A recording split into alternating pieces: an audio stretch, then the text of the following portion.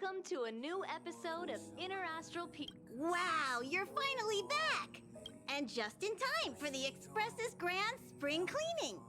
Have you ever heard of a washtopia? It's a place where space vehicles can stop to rest. There are plenty of them throughout the universe. They're close enough together that you can travel between them without even activating a warp device. That's what Pom-Pom used to think, but it's not that simple.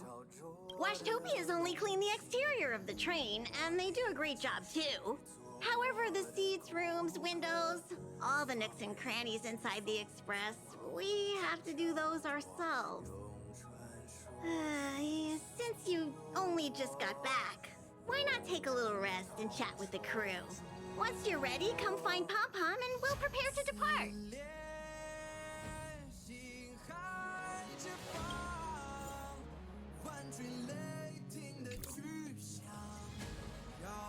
The annual Express spring cleaning? I love tidying rooms. I'll clean everywhere as best I can.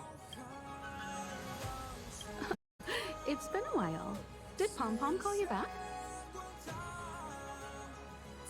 The Astral Express needs periodic cleaning and maintenance. It's home to the whole crew, after all.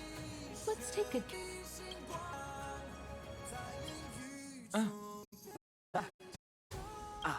Yes. I intend to participate in the efforts as well. Long time no see. How have you been? Indeed, it's about that time. I guess that explains why Pom-Pom is in such a hurry. How is everything?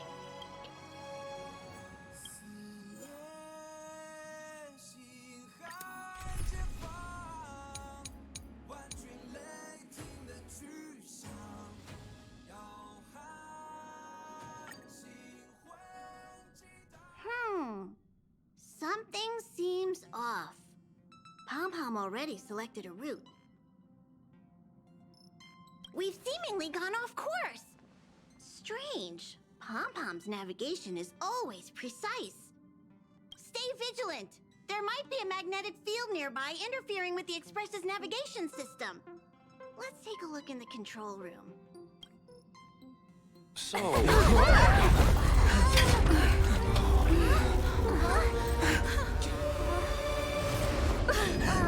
What happened? What's happening? Did you see that huge shadow? Everything outside is red. What's going on?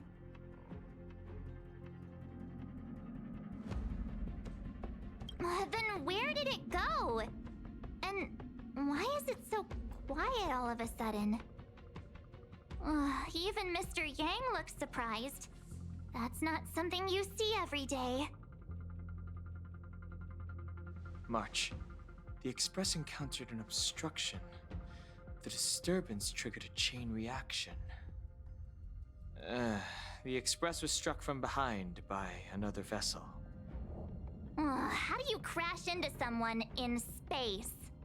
Another vessel in our vicinity encountered the same obstruction and was unable to control its velocity. After the collision, 2 individuals found their way onto the Express.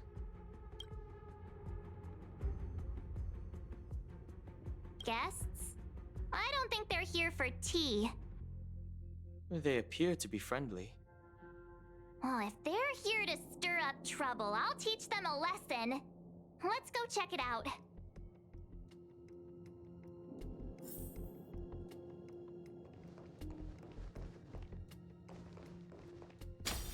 Another anomaly in this shining universe.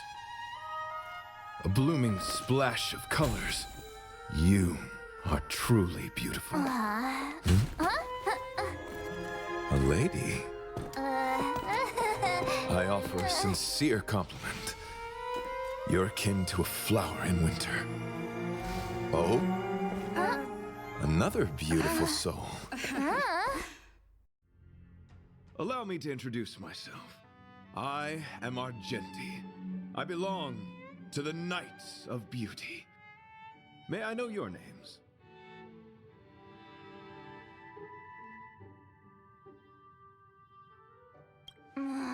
Please don't do this. He seems like a good guy. Hi, Argenti. I'm March 7th. An honor. I was just explaining the significance of beauty to this foliage. Pardon my abruptness, but I have a habit of asking questions. As fellow beings of this universe, are you acquainted with Idrilla the Beauty? The Knights of Beauty travel from planet to planet, spreading the beauty's glorious reputation across the universe, so that every being may know of their existence. We strictly adhere to the commandments of our faith, tempering our physical forms and upholding our honor. Yes, though not exclusively. Just as I extol the beauty in this foliage, what I anticipate is an encounter, a collision and exchange of minds and philosophies. Do you doubt such an assertion? You need not, young lady. Both my words and actions come from the bottom of my heart. You are indeed beautiful, like flowers blooming in the morning sun. Do you doubt such an assertion? Both my words and actions come from the bottom of my... Young lady, now that you know something of the beauty, I wonder, can you resonate with this philosophy and place your trust in Idrilla? You sound confused. Young lady, with all due respect, I fear you may still be grappling with this philosophy. Yet, agreed with me out of kindness. An act of pure beauty in itself. I cherish different ideas, but judging from this situation, since you do not understand the beauty, I will have to show you in a way that only a knight can. I earnestly request a chivalrous contest with you. Should I be fortunate enough to triumph, I ask you to acknowledge Idrilla the Beauty as the most peerless beauty of all. To my lasting sadness, no. It is an unspoken rule of the Knights of Beauty that the commandment is uttered before a battle between knights. I apologize. Forgive me for my lack of eloquence.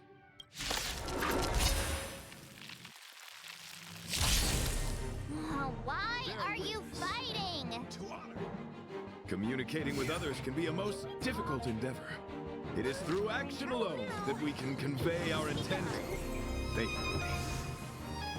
May you understand.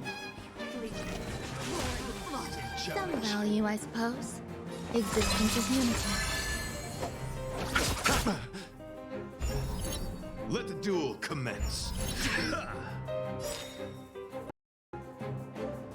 Thousand wonders to rate and fight as one! Tedious. Later moonlight, all will be revealed. In lunar flame.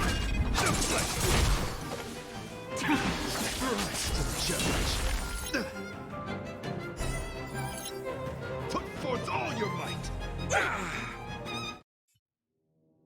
Sorry to interrupt whatever's happening here. Forgive the interruption, but I just spoke with Himiko. The situation is more urgent than we imagined.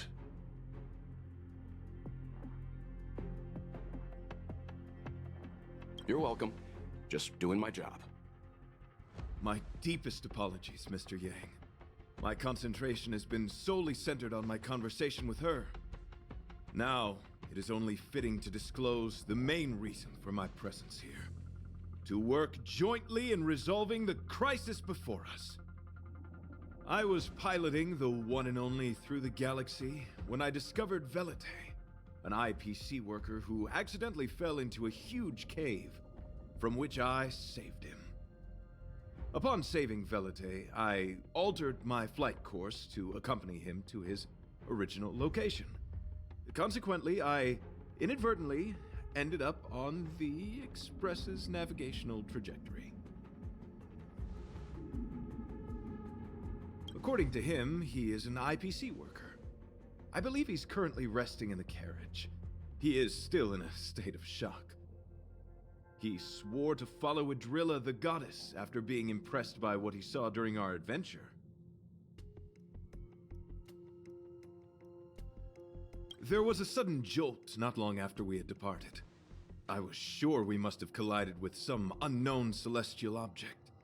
When I looked outside, everything was different. That was when we collided with the Express. And that is why I boarded the Express with Velite. I'm hoping to solve this crisis with you. Thank you for coming. It'll be a first for the Express to work alongside the Knights of Beauty. Enjoy the present moment. Continue to enjoy the present moment. You misunderstand. I must first wholeheartedly enjoy the red night of the universe before I can discover an inharmonious pitch. These two things are correlated. Once I discover the cause, I shall destroy it. Well, try not to take too long. Things could deteriorate at any moment. Could you please go check on Velite? He looks uneasy. He's a guest of ours, after all.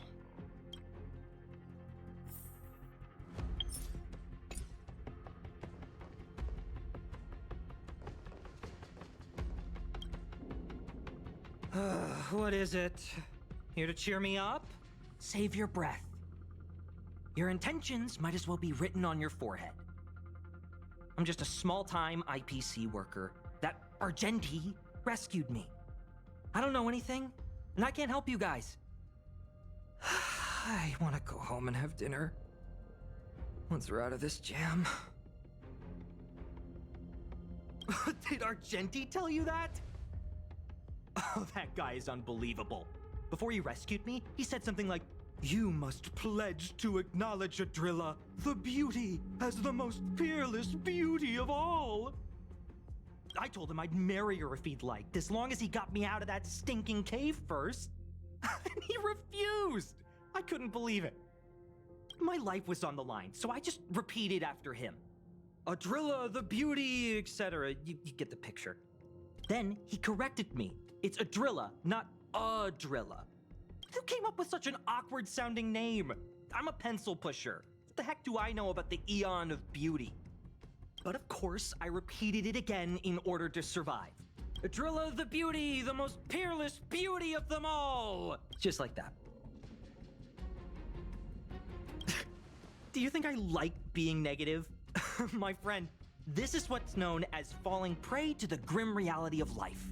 Understand? When I was young, I assumed my life would be like a novel. I wanted to be a pilot, flying through outer space, exploring the universe in a grand spaceship. But then my parents told me I'd have to work for the IPC and make a bunch of money to fulfill my dreams. Enough! This is a painful topic. I gave up my unrealistic dream of becoming a pilot and worked for the IPC instead. I guess I'm living the life of a supporting character now. But after running into Argenti, I had an idea. Perhaps I could make some money with him and turn my life around. He's tall, handsome, and a knight. Packaged and marketed the right way, I'm sure he'll pique a lot of interest. I told him about my idea, that he could advocate for the beauty while also incorporating currency as a notion of beauty. That would allow him to preach more efficiently. He was very impressed. I'm planning to contact the marketing development department as soon as I'm off the Express. He'll make a great IPC product spokesperson, and I can be his agent. Now, the question remains, will this guy shine brighter as an image-focused idol, or should we showcase his formidable talents and mold him into a powerful star? You're right. It'd be a shame to waste such a handsome face. He just screams idol. So when can I get off the express? I need you guys to solve this traffic jam problem ASAP. Don't use that tone. You're trying to guilt trip me, aren't you? All right. I have nowhere else to be. Let's go. Huh? What was that sound? Did someone scream?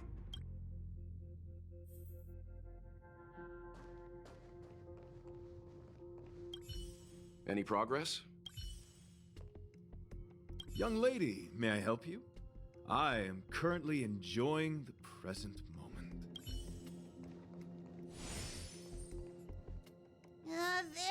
There was a strange sound. It was terrifying. Did you hear it? Pom-Pom knows the express inside and out. It definitely wasn't the train.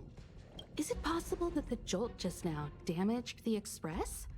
Did something manage to sneak in? Do we know where the sound came from? It sounded like it came from the passenger cabins. Or the conductor's cabin. But those are in opposite directions. How about we go check our own rooms? Read the room. Enough with the mean jokes. Now's the time for action. I'm gonna go check my room. If there's a problem, I'll let you know. March has a point. Pom-Pom will go check the conductor's cabin.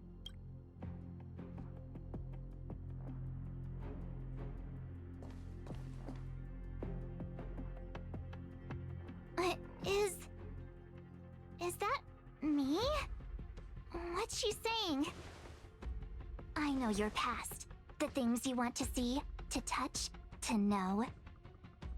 Your home, family, friends, emotions, what you love and what you despise. I'm the complete March 7th, with all of your forgotten memories. Who are you? Why do you look exactly like me?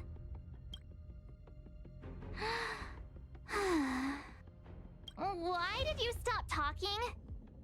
Oh, what kind of creepy... March, can you hear me? Huh? My phone. Himeko, there's something really weird happening.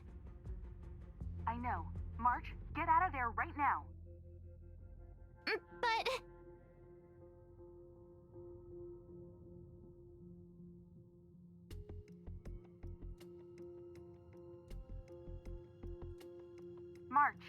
March! Please reply. Have you left the room? Did something happen to March? Not good. I need you and Don Hung to check on March. I'll accompany you. Velite, you two. What? All right, if things get dangerous, I'll hide behind you.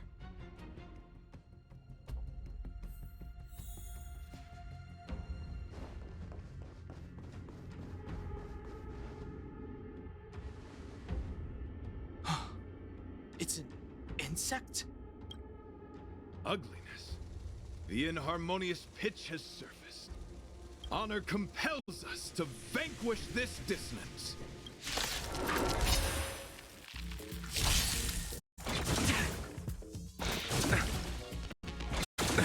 Nothing major.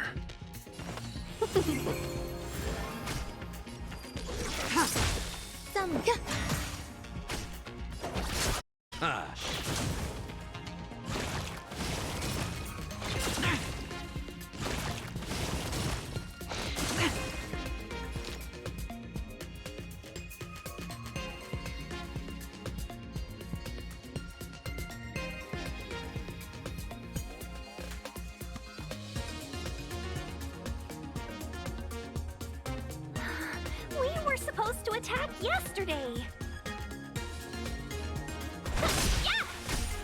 Bloom, Save it for your own skin. eternal sleep is the dead Return! Unworthy.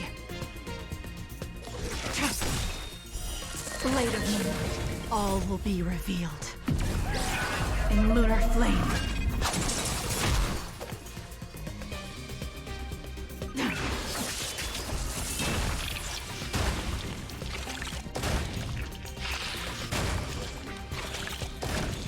There's more to life. Existence is unity. I'll see you.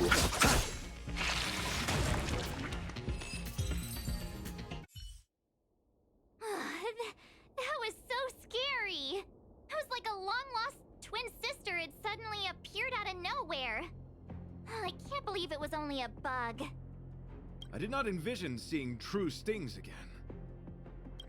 Huh? There was a whole bunch of those bugs chasing me when Argenti found me in the cave. I was under the impression that I had successfully routed all of them. However, it appears that the stings continue to pursue us. Could it be? Velite, perhaps you still bear sting pheromones on your body. Huh? Farahoo? What is that? Is that bad? Yes, I've read about true stings in the databank. They emit fibrous particles from their wings during flight, the inhalation of which can induce perceptual distortions and hallucinations. I'm afraid March may have inhaled some of these particles. And that's why she saw another version of herself in the room. So that was just a hallucination? Huh. Why do I feel kinda disappointed? Wait, I thought hallucinations were supposed to be completely random. Why did I see an identical me? Did it do anything strange? It said it knew about my past. And then it stopped talking. I'm afraid that's not enough information for us to draw a conclusion.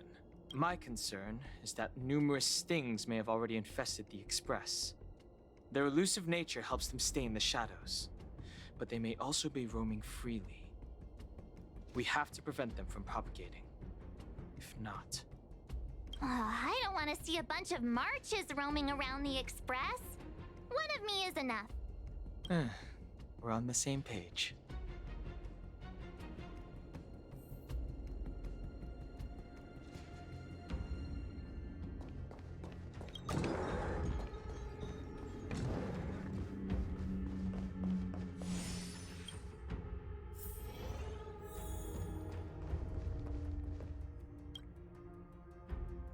This isn't good. Evidence of a swarm is apparent, and it looks like several eggs are on the verge of hatching.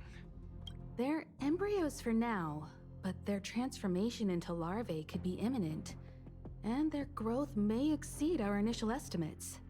This is a race against the clock. Check around the Express.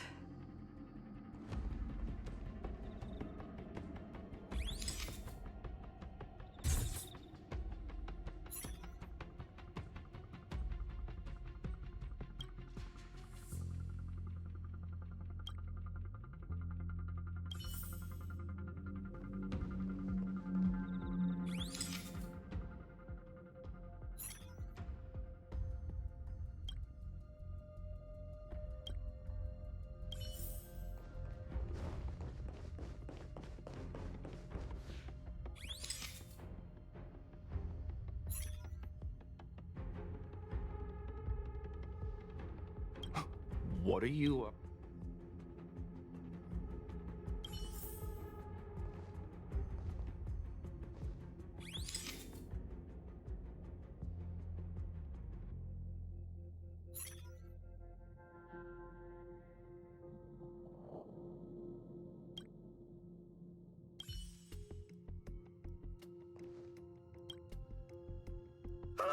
More eggs!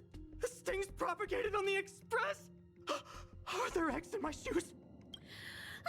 The clock is ticking! We need to find a more efficient method. Act quickly! Let Pom Pom think. Every one of us should be involved! Velite! What? What am I doing? Use your brain and think of something! Well, as a conductor, don't you have any emergency procedures in place? Oh! Now that you mention it, Pom Pom does have a backup measure. We'll need... This mobile express cleaner should come in handy. I was planning to use it to sweep the express's ceiling during spring cleaning.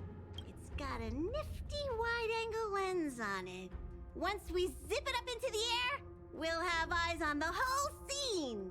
Not a single nook or cranny will be able to hide from us. I mean, I know this isn't what it's meant. If you think you can do this, I'll start piloting. Watch carefully. I'll be cleaning out the nooks and crannies. Oh. All right, let's do this. Where do you want to check first?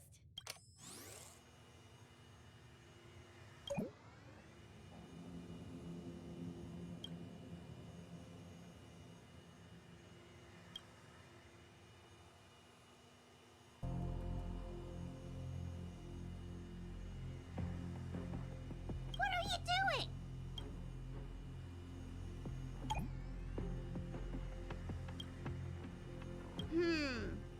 Nothing out of place here.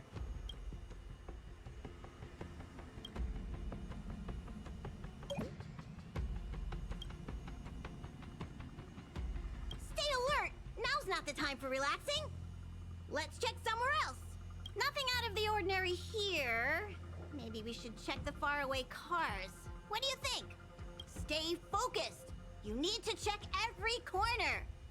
Mind if I take it for a spin? This little gadget could be the next big thing in spaceship cleanliness. Even Argenti could put his name to it. I'll jot that down. Let's carry on.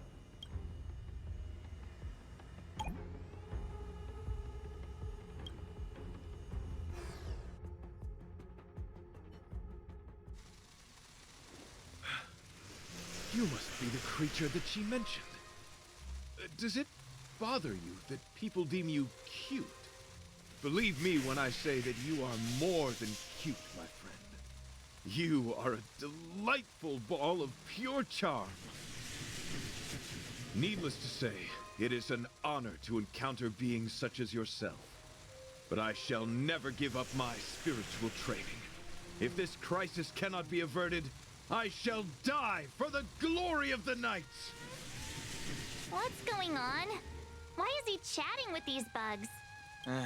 I think he's also fallen into a hallucination. Is he seeing another him? I don't think so. I think he may be perceiving an unfamiliar presence. Well, let's go save him!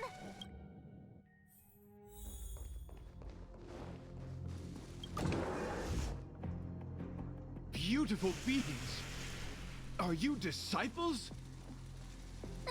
He looks beyond saving. He could be in considerable danger. Let's proceed.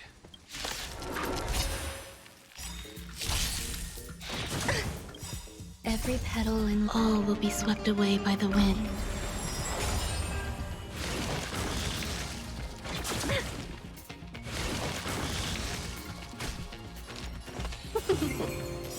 Tedious. 1,000 wonders. This fight is won!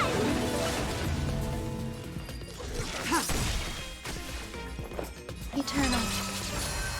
I'll see you all. Can we talk?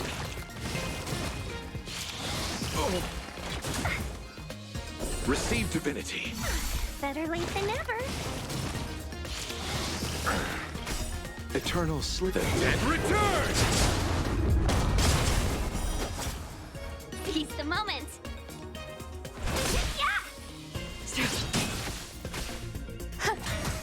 You chose the wrong enemy.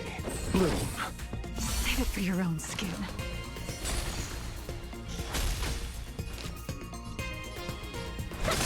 Tedious. Blade of moonlight.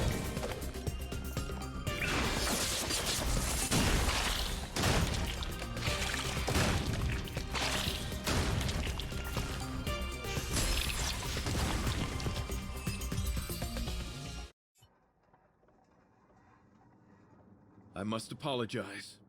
I cannot believe that such a beautiful creature was merely a hallucination. Its deceptive and threatening nature is much uglier than its appearance would suggest. You mentioned this thing transformed into an object of beauty, something that she once spoke of, that you never personally encountered.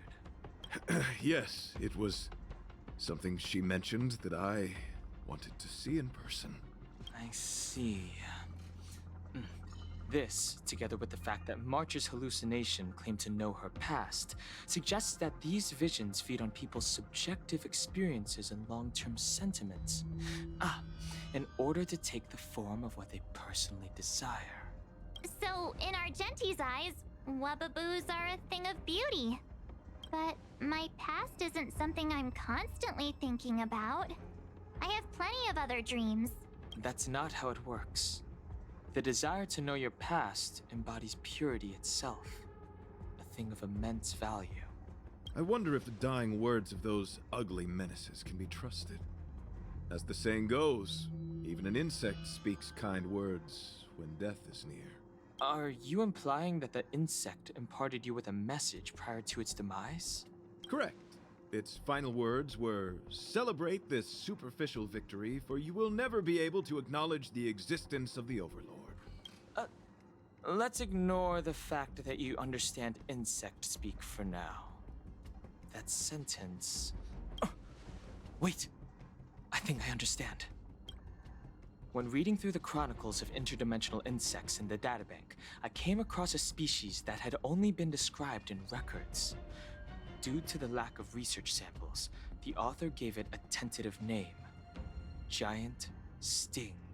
This species can reach tremendous proportions and is big enough to swallow an entire star knot. I believe the Overlord Argenti mentioned could be referring to this colossal being. And I think I understand. We are in the belly of the beast. Me neither! Although, if what Don Hung said is true, I doubt something that could swallow the Express would be a picky eater. I see. That would explain what Velite and I experienced earlier. What do you mean? Did Velite mention that he was trapped in a dark and enormous cave when we first met? Now that I think on it, we did hear sounds akin to swallowing and other movements from the cave. yes, and your flight path happened to intersect with the Express's star rail, meaning we might have encountered the very same giant sting. Now, we need to see if we can prove the theory correct. Oh, what is that? Huh. It looks like our theory has already been confirmed. Let's talk to Mr. Yang.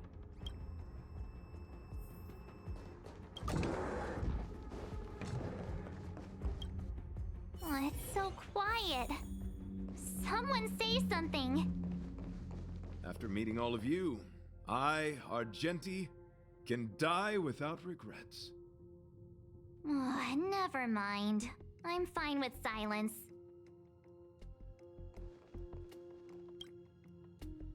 How's it going? Has there been any progress? Let me explain the situation.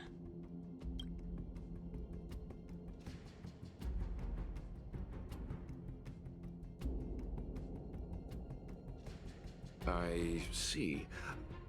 If the Express has been swallowed, then perhaps we could try pushing the Express's engine into a temporary state of overload and use the momentum to burst out of the giant sting's body. Warp jumping requires a lot of preparation, and it might alert the swarm. It would be risky. The engine might overheat and burst into flames. Still, I don't have any better ideas. I am not fond of this idea. Could it fail? In a word, yes. The outer components of the Express may well be melting in gastric acid as we speak. It would seem our enormous, hideous enemy is right outside. No. So my teddy bears and bunnies are gonna be liquefied by stomach acid? I've had them for ages. I need to find a way to save them. Let's stay calm. I need some time to check the engine with Himiko. For now, just try and take your minds off the situation. It's all right. We're in this together. Have you noticed? Morale on the Express is low. It's all right.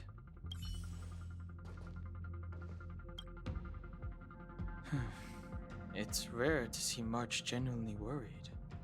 But Given the circumstances, maybe you could try reassuring some of the crew. The Express has faced all kinds of obstacles on its journey. Today is just another one. It's no reason to stop trailblazing. Such is the very essence of trailblazing.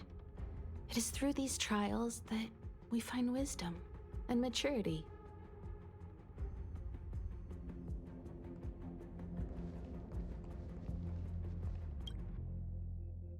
The Express is melting? How is this even possible? I've been swallowed by a cave twice now. Is this my destiny? We need to get out of the Sting's stomach as soon as possible. Pom-Pom doesn't want the Express to sustain damage. Everyone, just calm down. Calm yourselves, all of you. I'm bidding farewell to this Flora. After having made friends with all the beings on the Express, and having discussed the beauty with each of you, I can now depart this mortal coil without regret. Ugh, can you and the Fern get a room already? How can anyone establish a bond with a houseplant? Although, I guess you could say the same about me and my teddy bears. The Express is home to all of us. No matter what happens, we're in this together. Woohoo! You're back! Although I guess that doesn't change our odds. Who knew our first meeting would be our last? It's hopeless. I'll just spend the rest of my short life listening to your ramblings about the Express, I suppose. Nonsense. This won't be our last meeting. But I'm happy the Express has started to grow on you. Now, where should Pom-Pom start the story? Are you really about to tell a story? Look, it's been nice meeting you and all, and I'd love to shoot the breeze. But are you people really just going to give up? Velite, I will escort you to your destination. A knight always keeps his word. Don't assume you can reassure me that easily. I've got a heart of stone, you hear? Okay, that's enough. In times like this, we should be trying to give each other hope. No, the Express is strong. I'm sure we can think of something. I've completed the engine inspection. Though the warp device isn't immediately operational, I believe we can still manage brief spurts of acceleration. Unless there are any major objections, I'll begin preparations. Mr. Yang, one moment, please. I've suddenly happened upon an idea that might just help resolve our crisis. While the Express is being prepared, I would like to speak with her in private. Seriously? Can't you just tell all of us? Were I to air such a proposition among you, verily, it would be dismissed in an instant. Yet, as a knight, it is my duty to aid the Express in resolving this issue. Oh, so you're a mind reader now, too? At this stage, any plan is a plan worth hearing. March, hang fire. Let's see where this leads us. Thank you. This is really a curveball. You couldn't make it up.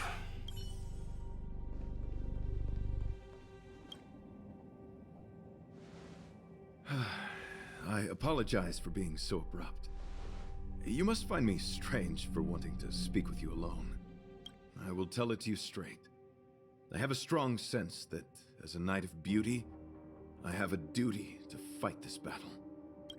I propose that I disembark from the Express to confront the giant Sting directly. My strategy is to pierce its stomach with my lance, triggering spasms that may cause it to eject the Express.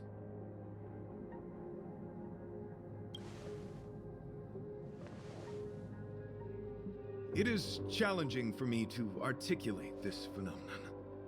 Yet, when I observe certain entities, an indistinct sensation of beauty arises from my core, discernible only by instinct. Perhaps my long solitude traversing the cosmos has made it difficult to discern where these sentiments originate.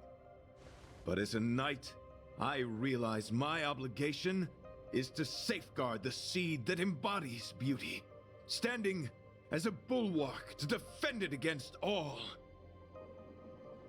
The Astral Express is that seed.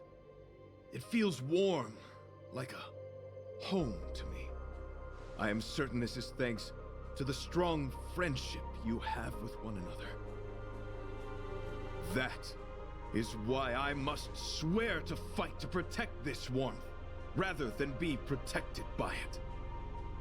I am willing, time and time again, to protect these seeds of beauty, to allow them to bloom into pure and radiant flowers, to demonstrate my devotion to them. It is an inherent part of the journey of Argenti.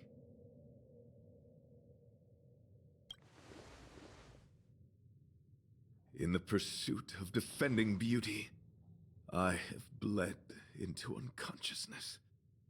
And in the ensuing stupor, I have witnessed countless times their traces spreading from beneath my feet, reaching into the unknown before me. My rational mind tells me no. Yet my heart tells me to believe. In those past hallucinations, I kept running. Their footprints on the mire-ridden path moved me to a sadness beyond tears. And every time, I was a breath away from catching a glimpse of their figure.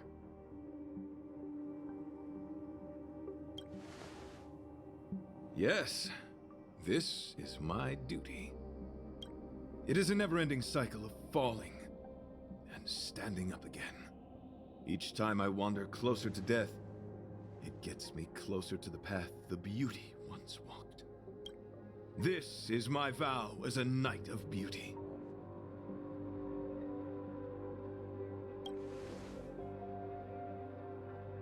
Thank you, but that won't be necessary. It matters not if my flesh is pierced by the insect's horns. The closer I get to death, the closer I may get to the path of the beauty. I apologize. I've been rambling. As I said, articulation has never been my forte. Let us return to the point at hand. Do I have your support?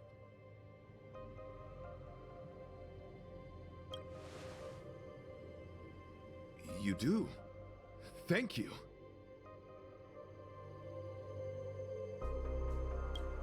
Your understanding is more precious than any treasure. I have faced many a traveler, encountered flattery and provocation aplenty. It is rare to find a spirit as pure as yours. In that case, please forgive my inappropriate manner. Our friendship is new, but was forged in the heat of battle, which I only wish we had been able to conclude. I hope now we may conclude it still, that I may leave without regret. I shall prove my will with the blade, defend my honor, and uphold my dignity with the protocol of combat. Win or lose, I will accept the outcome, and thus bid you farewell.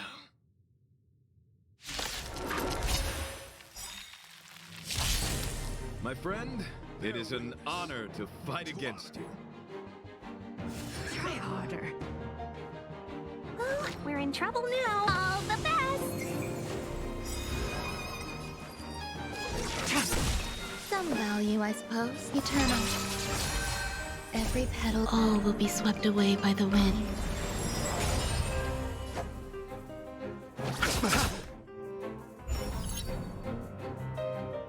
Let the duel commence. Put forth all your might.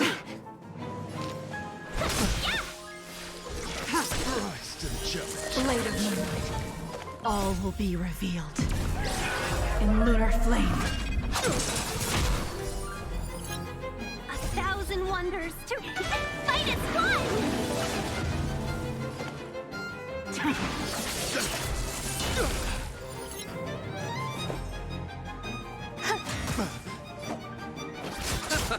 Yeah. Pledge thine loyalty. Eternal state. And return! Nowhere to run.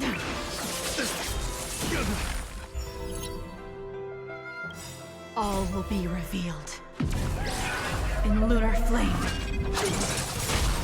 Receive divinity. Repay. You are fighting a gentleman. There's more to life. You chose the... Confess. Put forth all your might. Every petal, all will be swept away by the wind. Close to the challenge. Ready for death. The flesh wound. Stay away.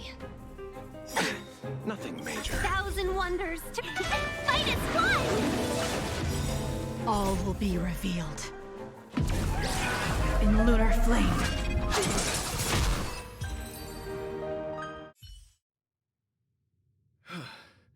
Your demeanor, strength, and the etiquette of your combat. I admit you have won me over. Extraordinary and enjoyable in equal measure. Encountering an opponent of your caliber proves the existence of the beauty.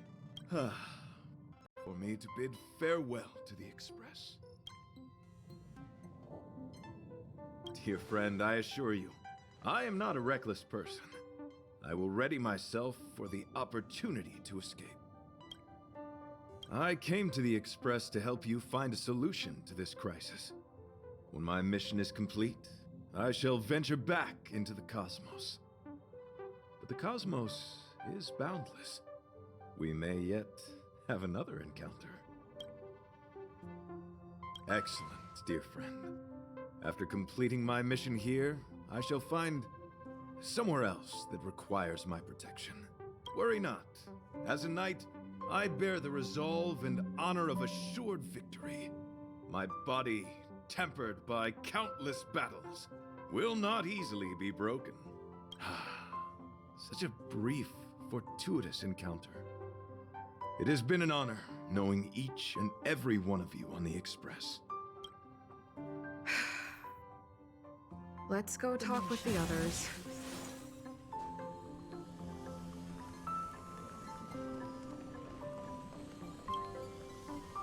So, how did your talk with Argenti go? I see. Based on our dealings with him so far, I can't say I'm overly surprised. Sounds like the kind of plan a younger me might have come up with. But that doesn't mean I approve of it. How do you see things?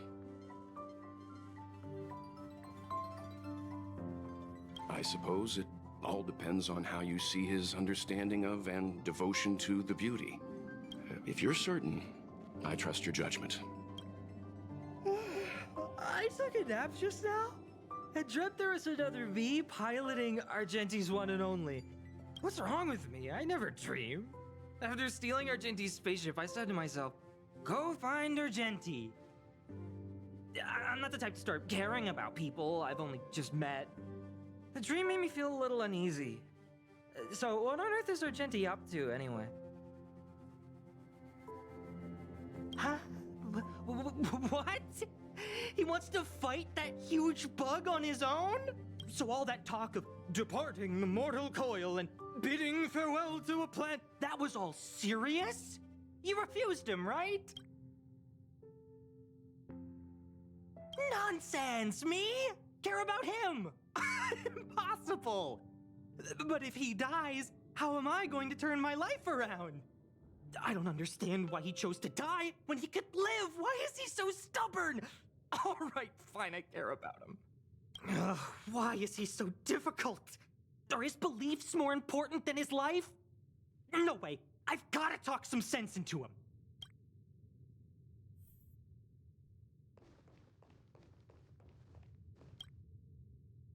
After jumping from the Express, I shall pierce the wall of the giant Sting's stomach. It should then violently convulse, so the Express can escape the confines of its body. Velite, have you something to say? It's reckless to put yourself in danger. Do you really have to fulfill your knightly duty? Isn't there another way? I just don't get it. You too are worried for my safety. You may not have realized, but you have a unique and noble soul. I hope I can keep my promise to escort you to your destination. You... Oh, what the heck? Fine. I can be brave too, you know. If you insist on doing this, then I'm coming with you. If it weren't for you, I wouldn't be alive right now. I may not be as strong as you, but I'll do whatever I can. I appreciate that. But it would be best for you to remain on the Express. You're impossible. Fine. It suddenly struck me that if it weren't for this accident, we would never have met, let alone become friends. My life is a third-rate fiction next to your heroic saga, but at least they coincided. So you still want to do it? Are we gonna say goodbye here? Then don't die. I'll be waiting for you. After we fix this mess, you've got some spokesperson duties at my company to attend to. Just make sure you come back in one piece.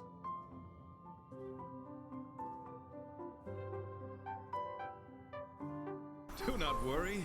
You will hear my shout. Idrilla the Beauty is the most peerless beauty of them all. Once the Express is safely out, I will devise my own exit plan and navigate my way to safety. Until next time.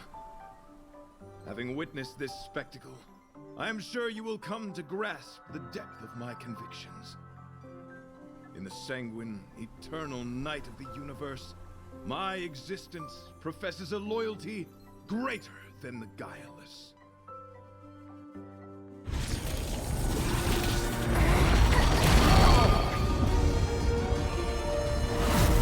Hey! We made it! What is that? Did the Express make the universe explode?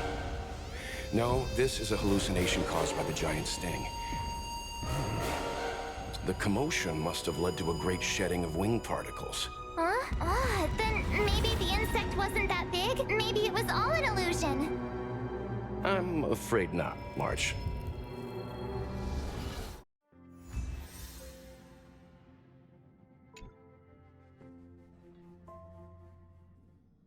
I bet Argenti would think these fireworks were really... beautiful. We didn't know him very long, but he was a pretty nice guy. I hope he made it. The Express managed to escape the crisis, but Pom Pom still feels a little sad. Pom Pom wonders what happened to Argenti. Velite just left the Express too. He looked really upset. I guess he didn't know what Argenti was thinking either. The Knights of Beauty are made up of individuals who are used to traveling through the cosmos alone. They're difficult to understand, and the starry sky is their home. Perhaps this fireworks show is a symbol of his honor. But the fireworks... And the starry sky! He didn't see it. He has his own goals and struggles. After all, the Eon of Beauty has likely already fallen. You mean Idrilla? The one he wouldn't stop talking about? But he said he'd find them and fulfill his duty to protect them. The fact that Idrilla has fallen is tacitly acknowledged by some Knights of Beauty. Naturally, there are others who don't want to believe it. Like the one you met. He probably thinks that Idrilla is simply missing, hiding somewhere beyond the reach of mortals. The crisis is over, and our unexpected guest has left. But I think there's still something we should talk about. In your opinion, what is beauty?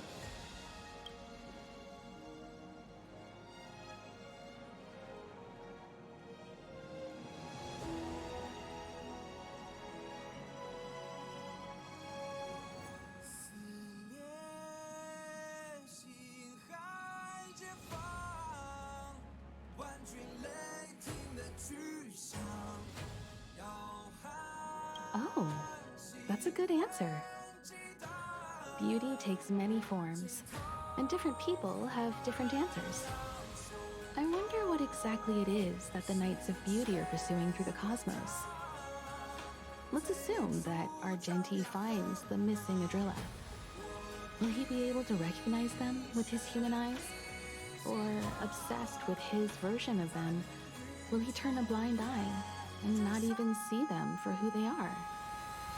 It did seem like he had a kind of tunnel vision. And it sounded like he was holding himself to unreachable standards to attain his dreams. I didn't quite wrap my head around him. I guess if we're ever back in Belobog and see a red-headed knight shouting into trash cans, "Idrilla! Are you in there? Idrilla!"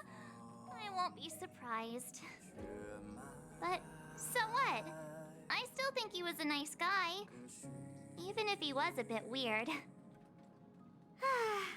Where were we supposed to be going again?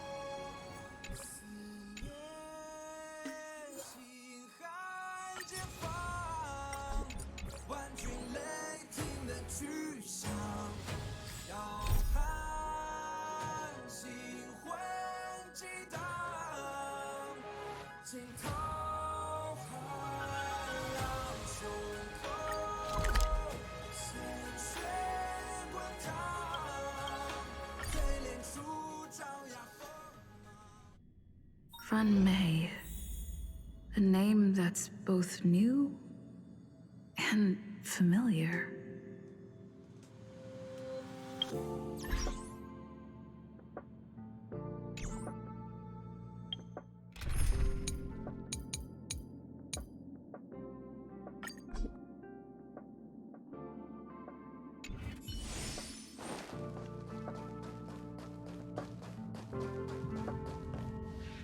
I thought Member 4, Pokakakamon, had gotten rid of most of the Society members. I didn't have a lot of hope for this. Oh! Look who's here. You're back! Of course! This is a summit between 3 geniuses. It's a special time. All departments are preparing to welcome distinguished guests from the Genius Society. Madame Ruan Mei doesn't like fanfare and probably wouldn't appreciate a crowd to welcome her, so I asked the researchers to keep things simple. I took her to see the portraits of the Society members a few days ago. I wanted to have the researchers make one for her as well, but she declined the offer. I don't get it. Whatever, as long as she's happy. I heard Miss Ruan Mei likes snacks and pastries, so I asked the researchers to prepare some traditional desserts from the blue. All of them seemed to tickle her fancy. Of course! Go find her yourself. She borrowed the phase flame to do some research as soon as she got here. Haven't seen a trace of her since. Miss Ruan Mei is the very image of a scholar. I heard she once took a little vacation on a desert planet, By the time she left, she'd miraculously created a boom in the local ecology. She just wanted somewhere uninhabited to experiment with her life spiral system.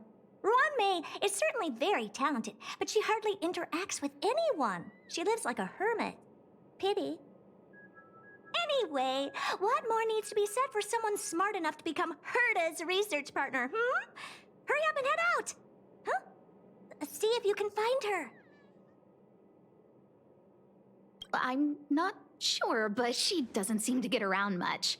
She spends most of her time between the master control zone and the railway platform. Maybe you can start your search there.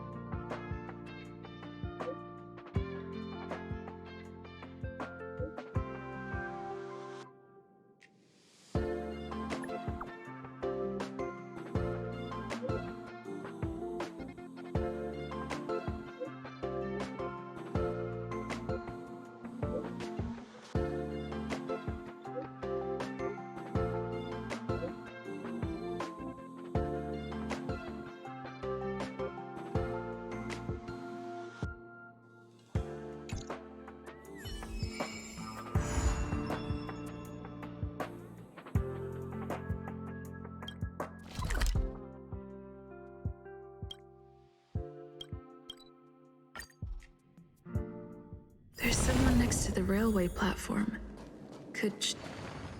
I have a feeling we're on the right track. I'll check the data when I get back.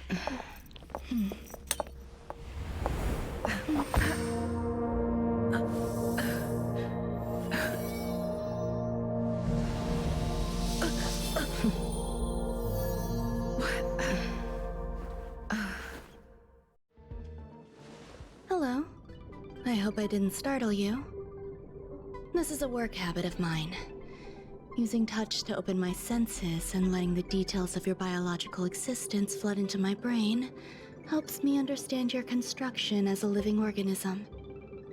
Such is the basis of deconstruction and reconstruction. Do not be concerned. You are very healthy. In fact, impeccably so. A perfect experimental specimen. I like perfect experimental specimens.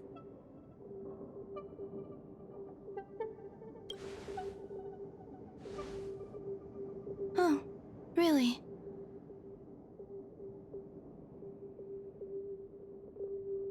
I expect the views here had me lost in thought. I don't usually go in and out of the space station, and only discovered today that it was blessed with such calm, open views.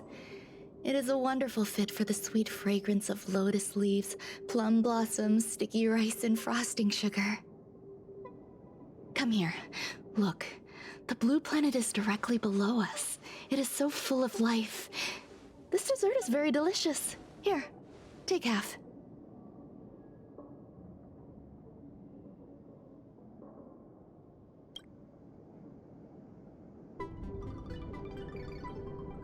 Delicious desserts remind people of how flowers look when they bloom. Ingest this dessert one bite at a time, and the sweetness will linger in your mouth. I hope you like it too.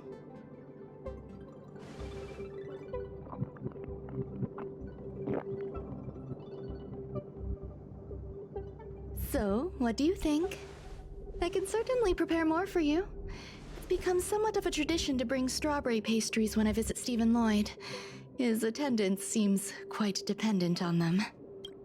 An outstanding dessert. 10 grams of cubed sugar, 1 dried and salt-preserved plum blossom. Baking and cooking are the same as nurturing a universe. The heat must be controlled, planning must be meticulous, and one must not panic, no matter what happens. Unfortunately, there are still too many people in the space station.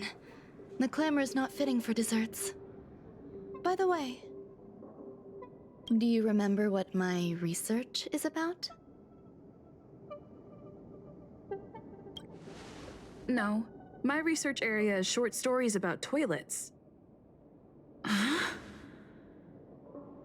What's going on? What am I talking about?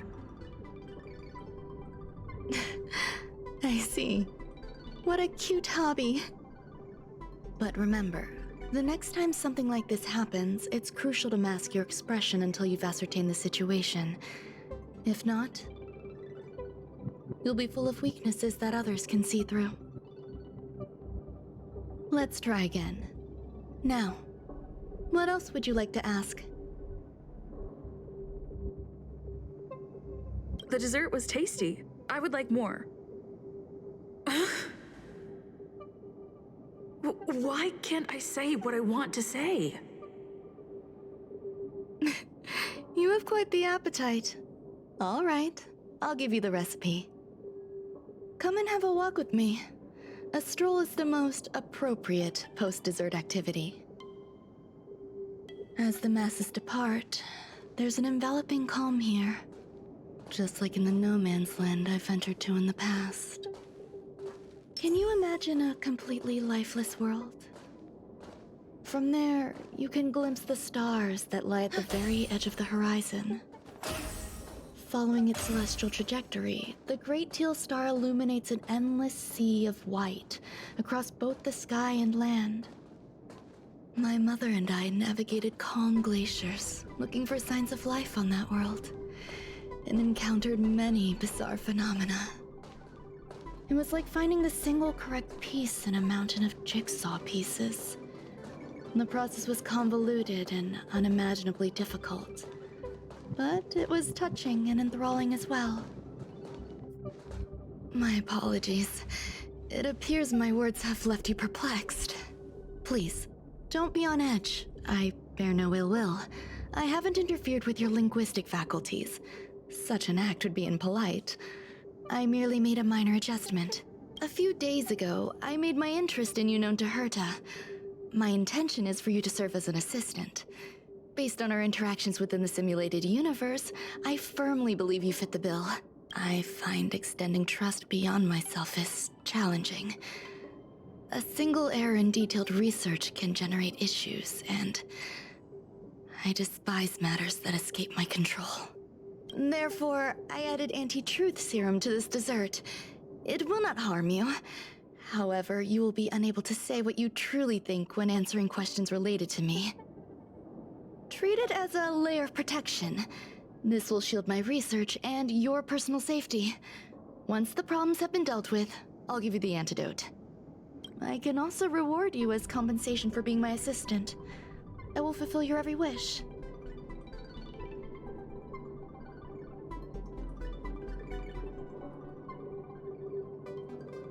Does that bother you?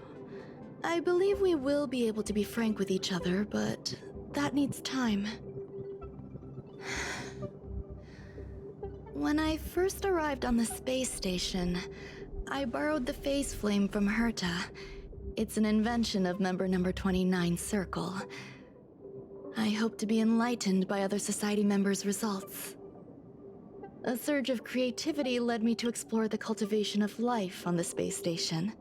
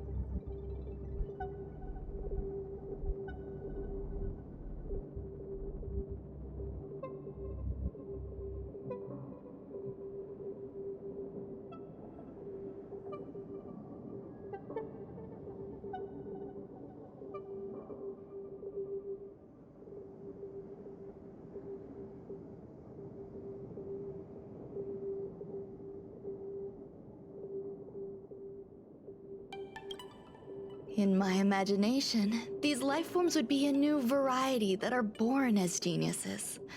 I plan to name them after Lambda, member number 8 of the Genius Society. I don't know where it went wrong. They possess their own sentience, but are nowhere near geniuses. Moreover, my free-range approach seems to have backfired. In a lab leak incident a few days ago, some of these little life forms ran away and scattered all over the space station. I do not wish for Herta or Asta to be involved in this. Therefore, I'm hoping you can assist in recovering these little life forms.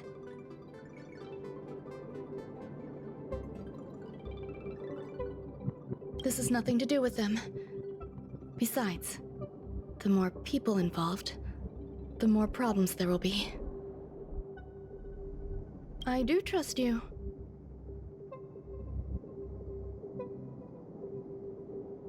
The researchers are still treating these entities as visitors. I want to steer clear of making my presence known, so as not to cause undue disturbances. I entrust this to you. Once the little life forms are collected, simply find a proper place for them. The researchers in the Department of Ecology should know about this, and provide you with suitable advice.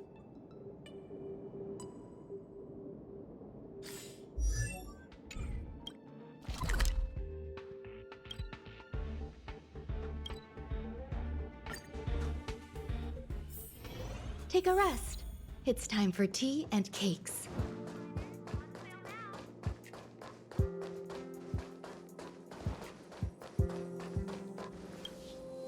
What? A place where the space station stores dangerous experimental results? Why would anyone want to know that? Wait, did someone send you here to try to get things out of me? I'm not doing any private business on the space station.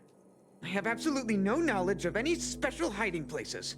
And I certainly haven't sold any old junk rare treasures or discarded curios or anything like that. You're so cute!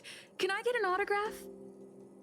So, I really can't say anything about her. Autograph?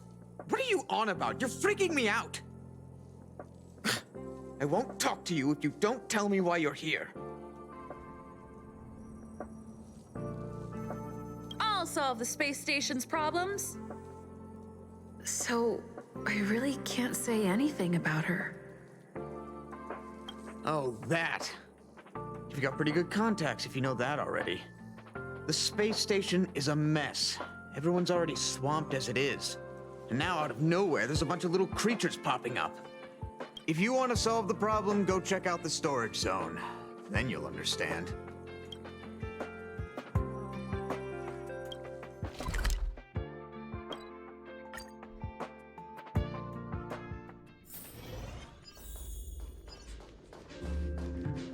Sound lingers.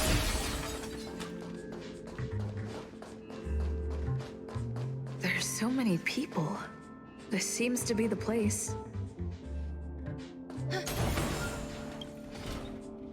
Hey, guess what I got my hands on?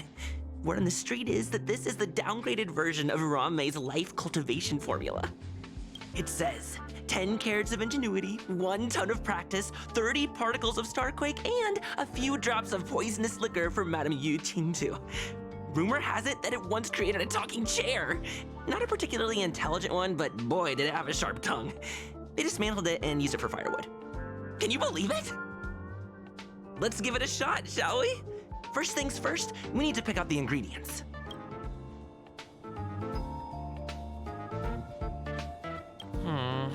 We need to add some other good stuff in, but don't go overboard. And now we mix them together. Wait, it says on the recipe, Ruan Mei makes different expressions when nurturing life. Yikes. Take a look at what you just cultivated.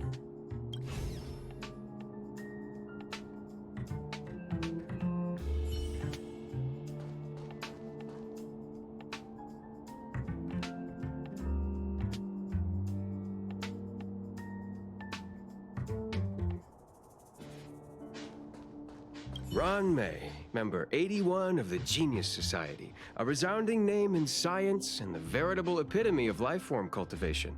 Researchers here have heard so much about her for so long. But once she arrived on the space station, she just took over everything. And what did Madame hurt to do? Absolutely nothing. Yes, she's treating this place like her backyard. She's leaving her research notes all over the floor. The end result? Everyone's obsessed with getting their hands on them.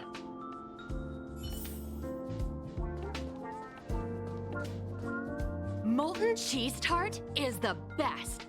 Its outlook is infectious. Its positive mood has influenced us all. What's our slogan again? 1. Stop complaining. Change your attitude and use the delicious molten cheese tart to stop the flow of negative energy. 2. Energize yourself. Increase your capacity for action and walk on the path of molten cheese tart's absolute conviction. Our creed, molten cheese tart is the best. Oh, praise be. You don't know? Molten cheese tart is Madame Ruan Mei's top fan. This is how it preaches. Those who offer their love are expressing admiration and affection for Miss Ruan Mei. Oh, let me tell you something. Mr. Screwthum's followers are all very logical, but they're just awaiting the arrival of the mechanical aristocracy. Since you're so interested, I'll tell you how to secure an audience with the Honorable Molten Cheese Tart. You'll need to work hard to get there. You need to plaster hearts wherever Madame Ruan Mei has been. If you're sincere enough, the Honorable Molten Cheese Tart will show itself.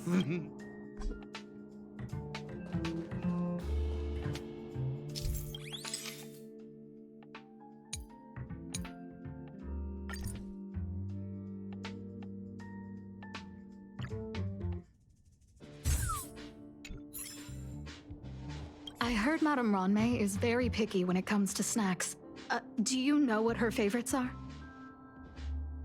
I don't know about her, but I love fermented herring. So, I really can't say anything about her. Did I ask about your favorites? Also, that's disgusting. What's wrong with you?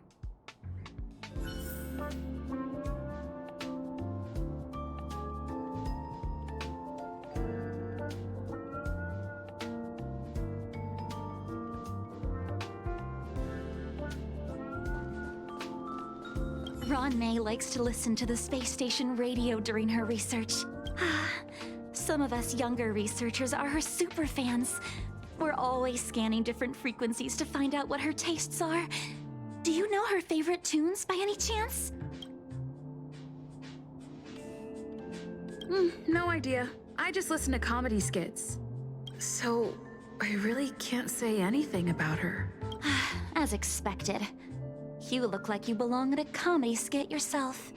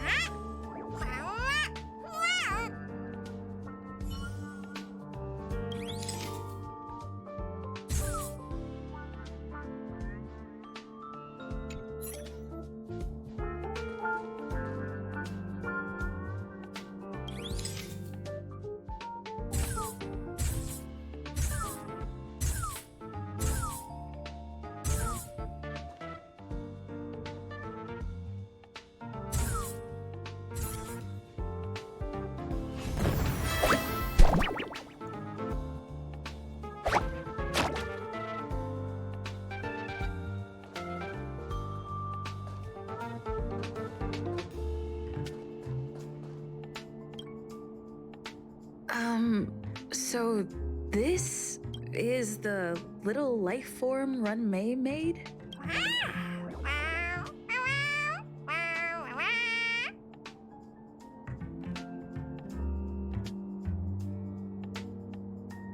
I am humbled to meet the molten cheese tart.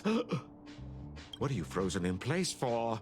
Oh, you don't understand the honorable tart. That's okay. No worries for situations like this. We've specifically concocted a synesthesia beacon. Wakaka!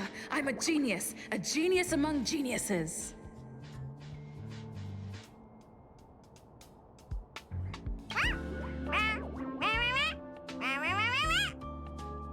That was way too risky.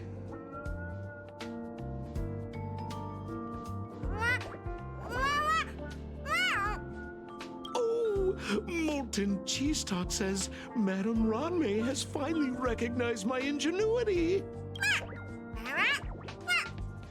Molten Cheese Tart says, does Madame Ruan Mei recognize me as a masterpiece? Molten Cheese Tart says, Madame Ruan Mei still has not recognized me as a life form that passes the requirements. I need to work harder. Oh, such an enthusiastic Molten Cheese Tart. There's a kind of attachment reserved for the creator. To the world, you are but one person. But to me, you are the entire world. Oh, Madame Ruan Mei. Hey, you! Yes, you! Don't you have anything you want to say to Molten Cheese Tart? You should at least express how you would like to follow Molten Cheese Tart. We wouldn't want to mistake you for an agent of gray bean paste, would we?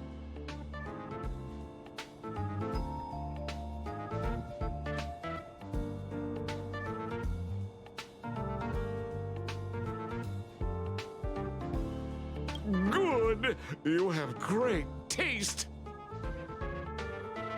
You see, the Honorable Molten Cheese Tart has always been fighting against gray bean paste in terms of flavor. The Honorable Molten Cheese Tart is a firm believer that people's lives need to be optimistic. They both hope to receive Madame Ruan Mei's recognition and have been working so hard. Of course! It's not like we have any followers of gray bean paste here. All the ones who came here to stir up trouble have been converted by us. They went from refusing Molten Cheese Tart to loving it. This is called conceptual annexation of taste. It's genuinely puzzling. Despite Molten Cheese Tart's remarkable qualities, why hasn't Madame Ruan Mei acknowledged it? It's clear that it yearns for her love. Love from the creator to her creation? Familiar love? Doesn't sound right. Romantic love? Definitely not. I don't know. Expecting me to understand love is like asking me to map the farthest reaches of the universe. Remember, as long as love is your compass, you're on the right track. And in the wise words of the Honorable Molten Cheese Tart, love must be shouted from the rooftops. That depends if the Honorable Tart agrees to it.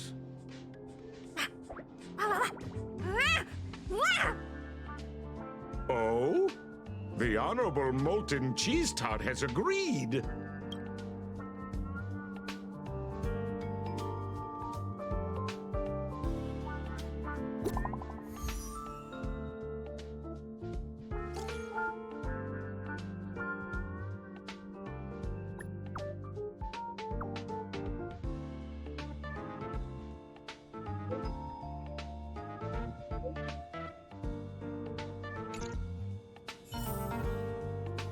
Sound lingers.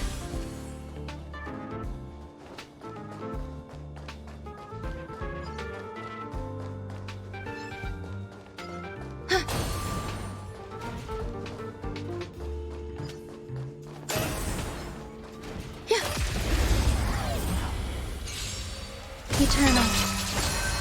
We're just having fun.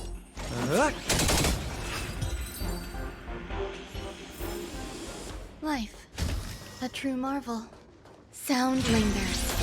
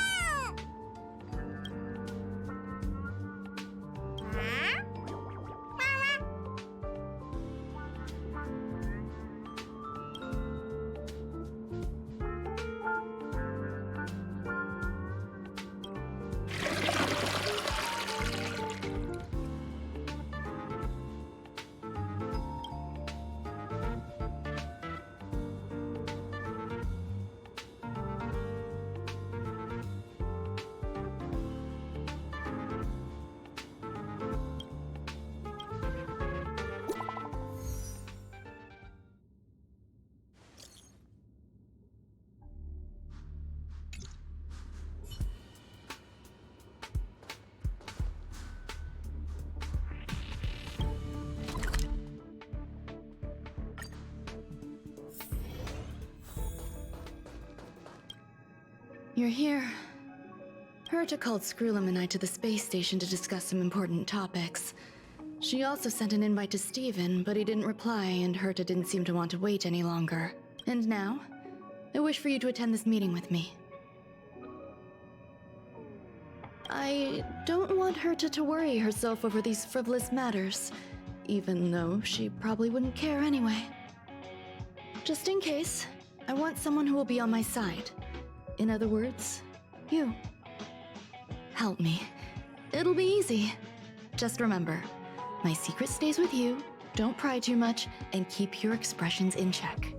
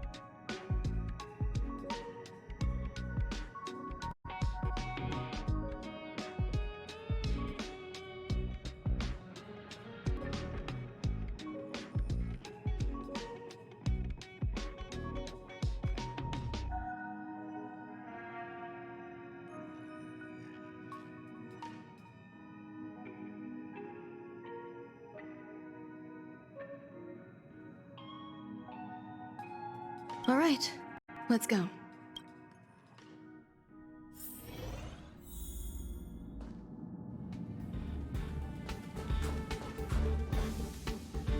Hi, Ruan Mei. I've been waiting for you. Oh, you're here too?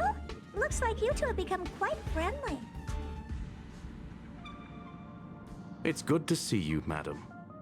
Affirmation. This reunion has happened earlier than my calculations predicted.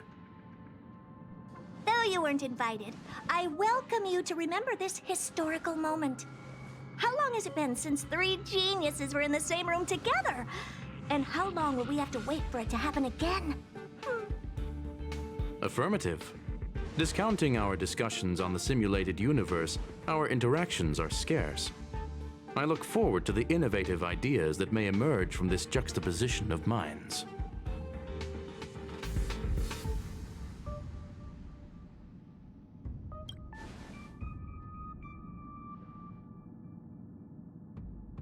Let me get straight to the point. I think it's time to find another partner for the simulated universe. You wish to kick Steven out? No, of course not. Steven doesn't want to get involved and voted to abstain. Whatever. Look, I respect the way people want to live, but he doesn't have the chance to be involved in this decision-making anymore. Question. Are we introducing a 5th partner for the simulated universe? Yes, a 5th genius.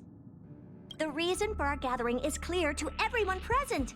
What else could prompt such a gathering of brilliant minds except for the answer? No one can refuse the secret of the eons. Not even Xandar. We'll definitely get a response. What if the responder is Polka Kakamond? That'd be great!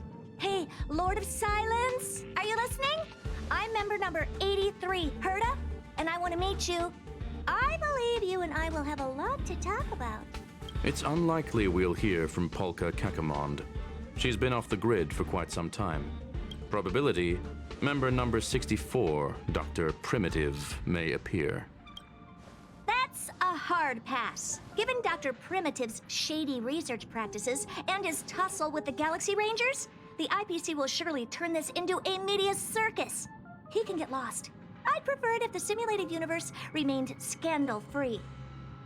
What about you, Qingtu? Are you still in touch with her, Ruan Mei? Is she still alive? Can we ask her to leave if we are to discuss this topic? The process will be long and boring.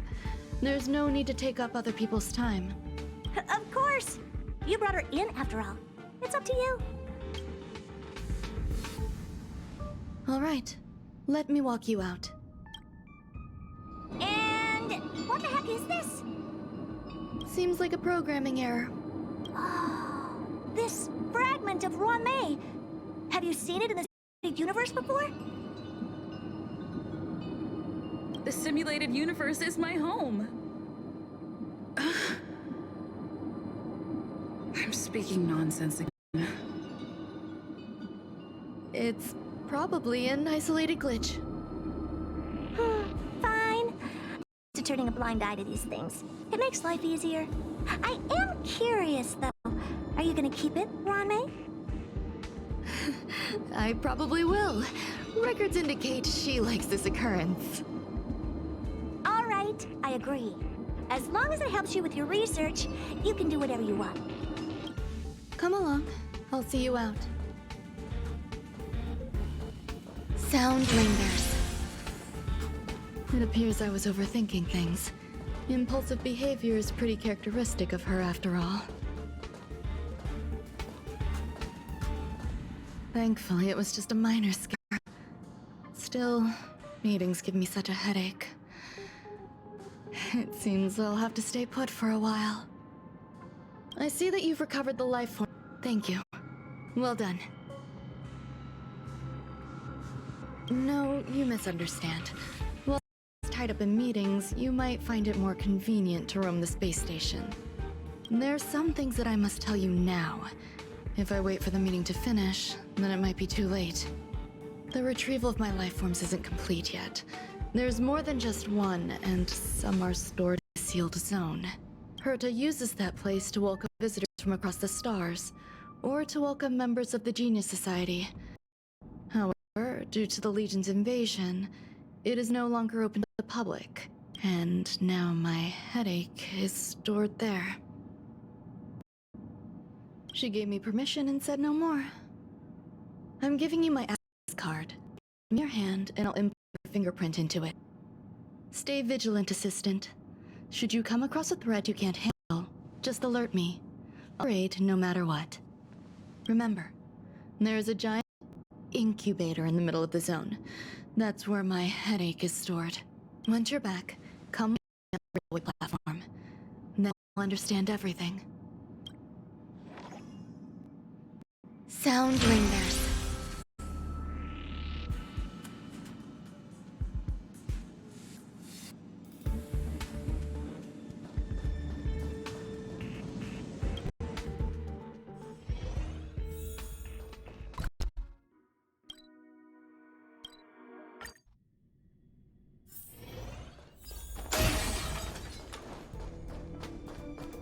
What would a sealed zone look like?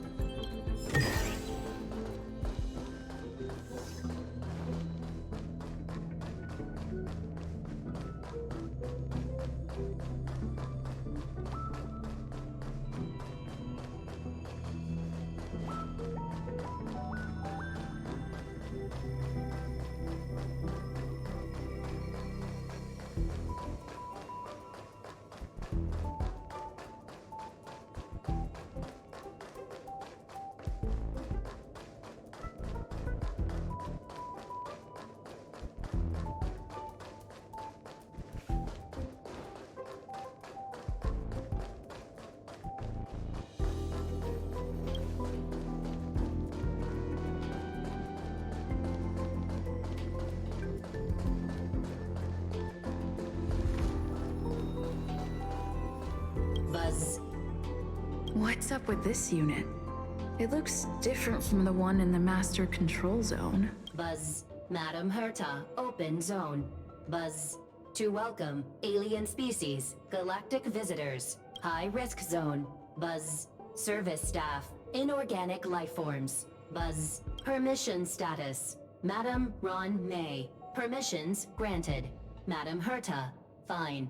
As long as it keeps her happy. Buzz. Class 1, clearance zone. Buzz. Many esteemed guests. Buzz. May include dangerous persons. Buzz. Storage for Madam Herta's dangerous curios. Buzz. Madam Ruan Mei's cultivated life forms. Buzz. Welcome. Buzz. Visitor. How can I help? Basement 1. Transit hub. Buzz. Basement 2. Shuttle. Incubator. Dangerous curio storage. Buzz. Corridor. Danger. Buzz. Welcome. Visitor. What do you need? Buzz.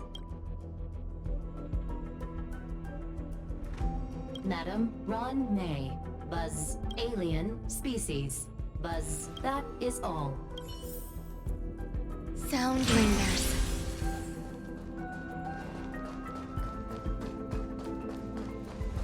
Yeah.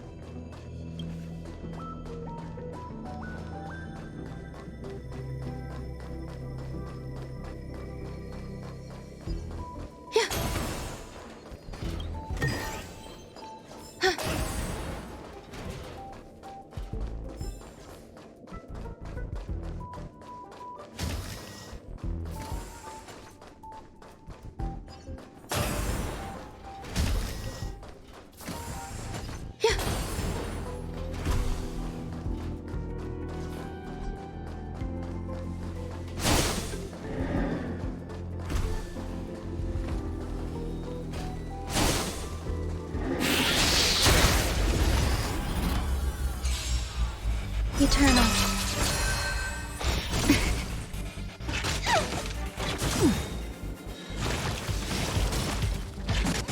We're just having fun. Good times. Time to say bye. Boom. Fiends or devils, I'll crush them all! Every petal in life, all will be swept away by the wind. What are you waiting for? To betray my customers, I charge extra.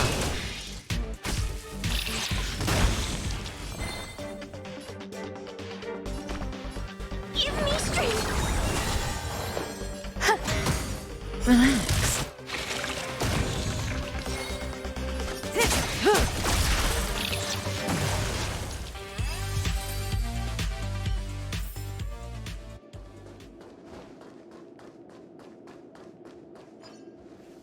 Sound lingers.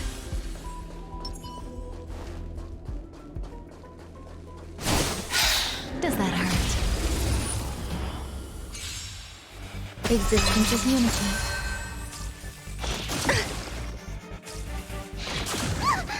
More business, eh?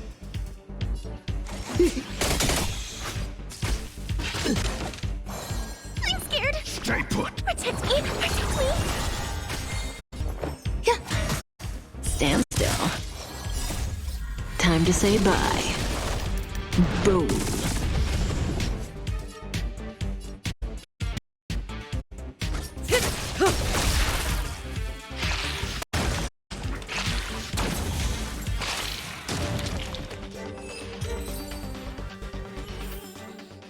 The human body is beautiful in its fragility.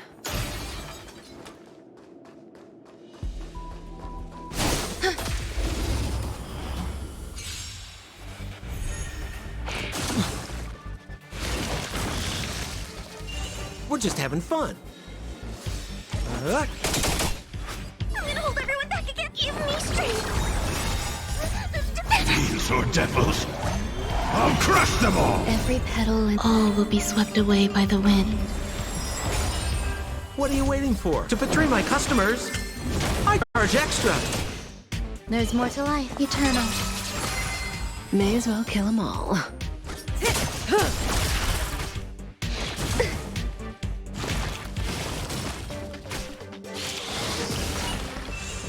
More business, eh? Ooh, ouch. I'm scared. Stay put. Protect me. Protect me. Relax.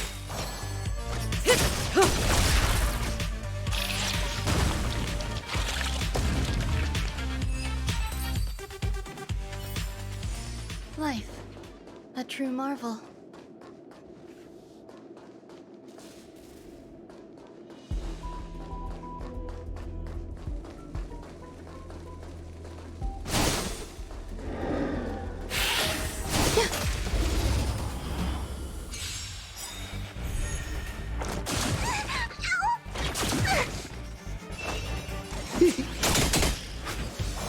Good times. Time to say bye. Boom. Stand still. Some existence is unity. May as well kill them all.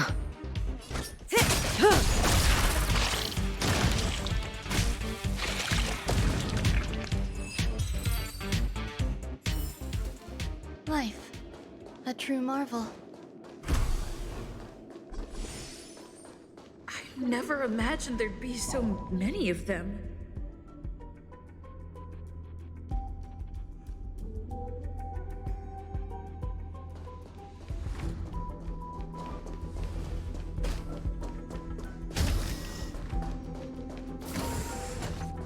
You're here too?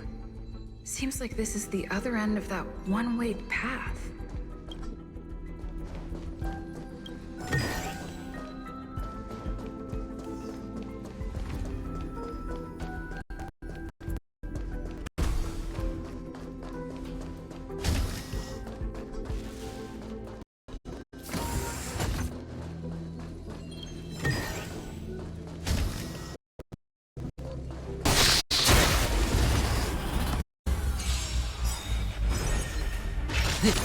Every petal, all will be swept away by the wind.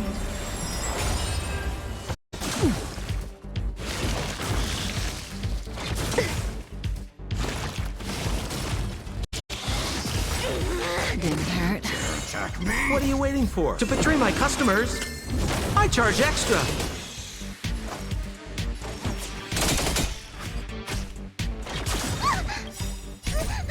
Fiends or devils, I'll crush them all! Good times. Time to say bye. Boom.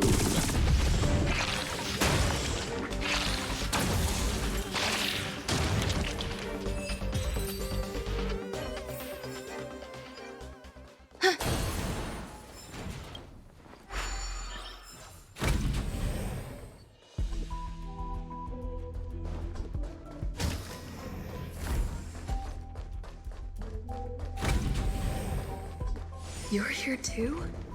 Seems like this is the other end of that one-way path.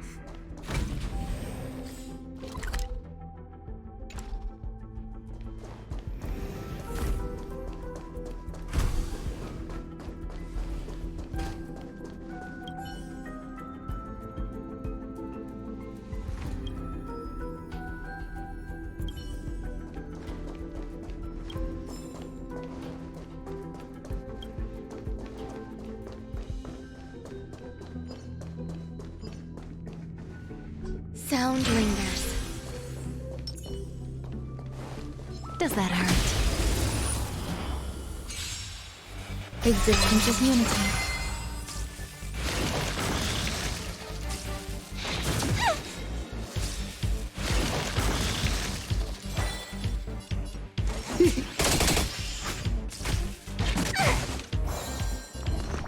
Protect me! Protect me! Relax.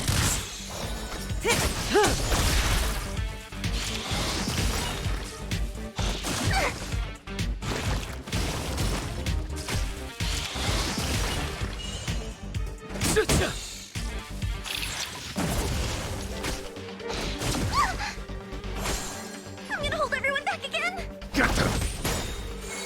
Some value, I suppose. Eternal.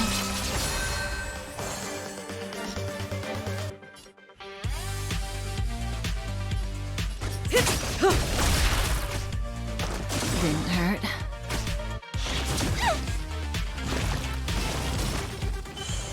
We're just having fun. What are you waiting for? To betray my customers, I charge extra. Good times. Time to say bye. Boom.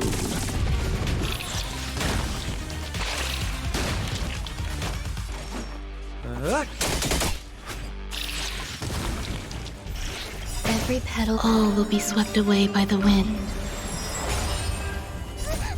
Fiends or devils, I'll crush them all!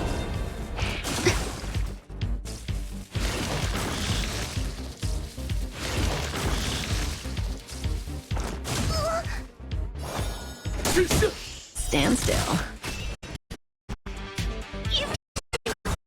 There's more to life.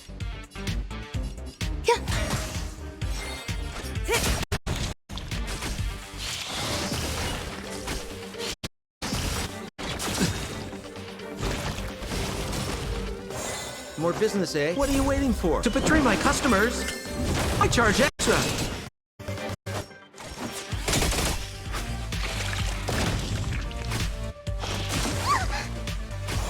I'm scared! Stay together!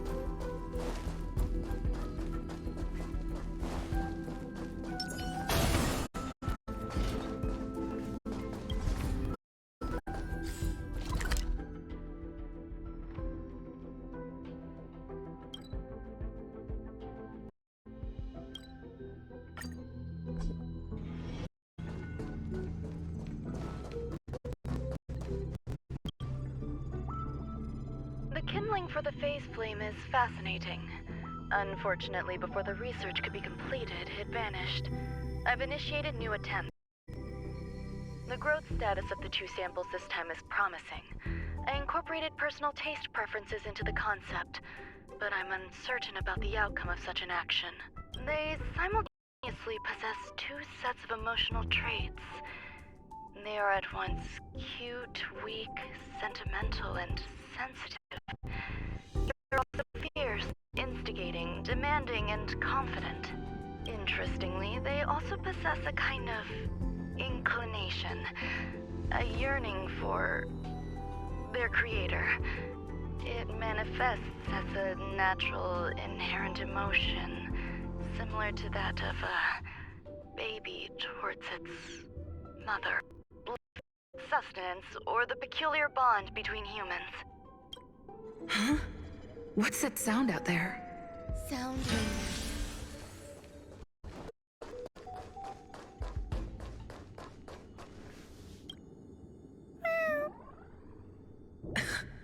This is the headache Ruan Mei mentioned? It's just a different flavor.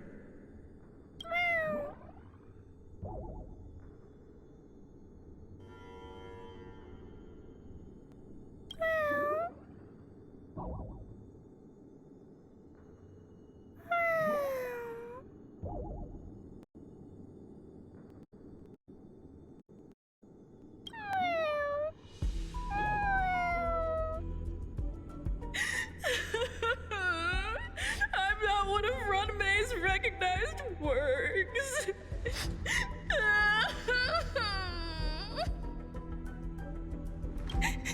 Too much negative energy. Don't like negative energy.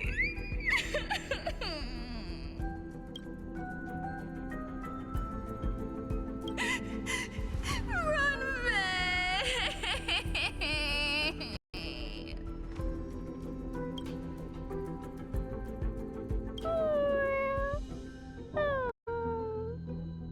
Why? Why am I a failure?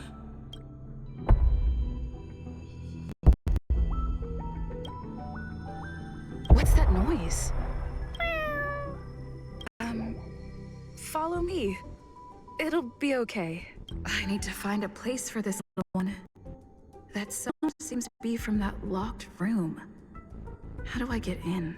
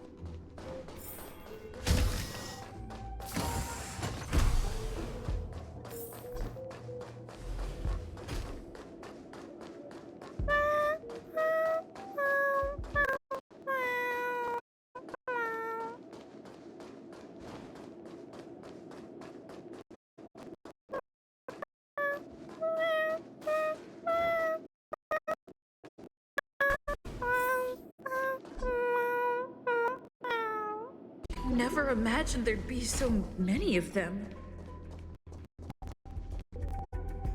The final days that member number 23 Echa spent in the mechanical city showed me that even the longest of lives, such as hers, have a limit. I'm now certain that the outcome of this cultivation is failure. Life can exist in thousands of different forms, which means the form itself has no purpose. These life forms are very advanced in their own concepts, and can even trigger chain reactions such as synesthesia.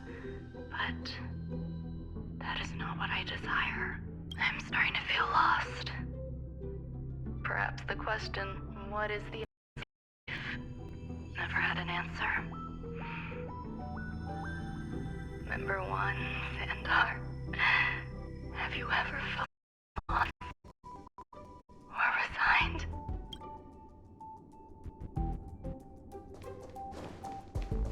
You're here too?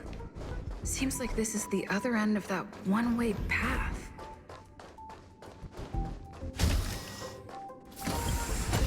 Life is countless and varied in form. I firmly believe in that. Its beauty is like a myriad of flowers, and I want to pluck the one that never wilts. The patterns of all things always have complicated and enchanting exteriors, while their inner essences remain simple and plain. If we were to trace things back to their roots, just one equation would be enough to solve the confusion of all life. Ever since I was a child, I've always delighted in observing aspects of microscopic creatures, such as the speed with which slime molds devour objects.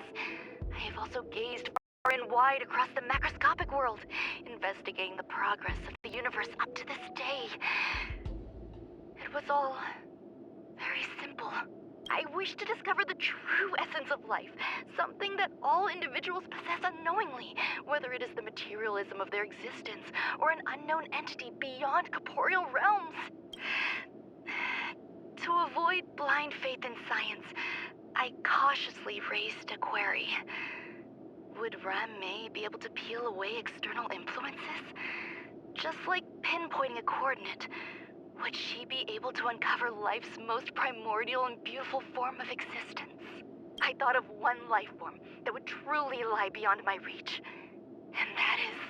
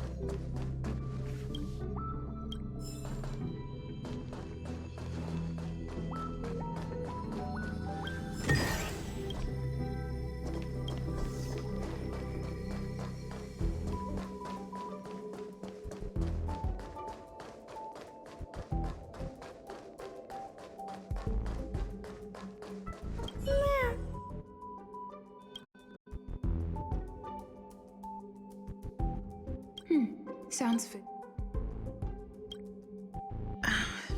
Stay here for a bit. Did something just open?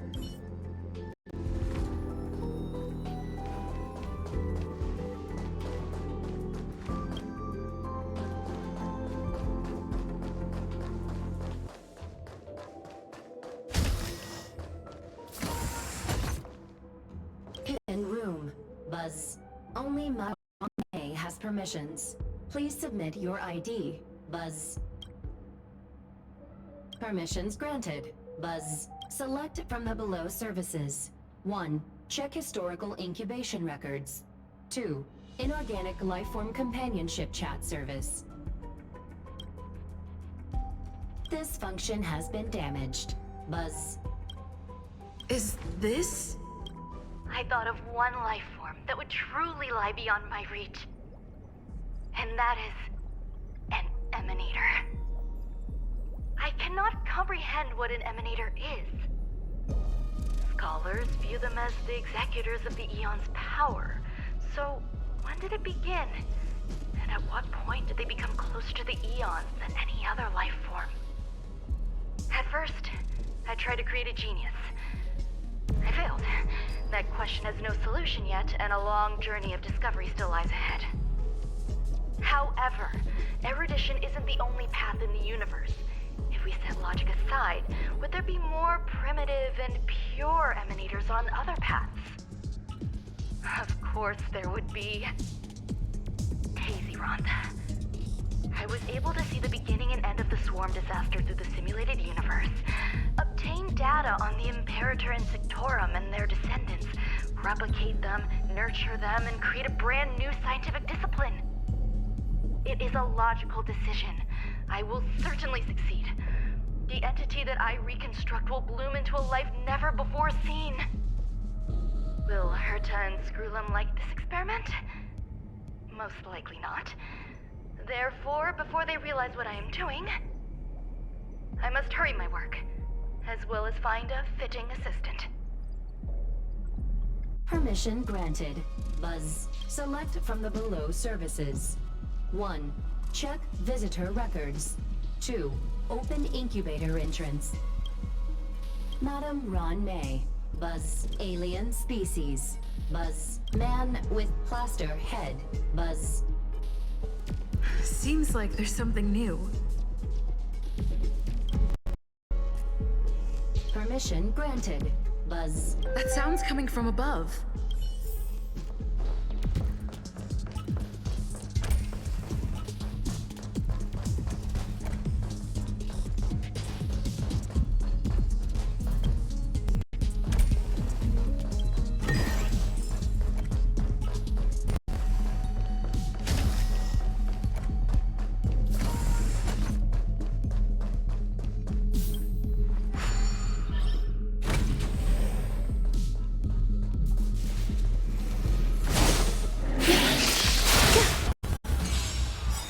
Eternal. Oh. Every will be swept away by the wind. Good time to say bye.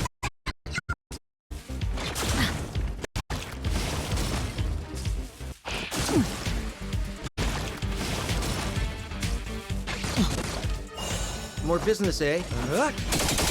Customers, I charge extra.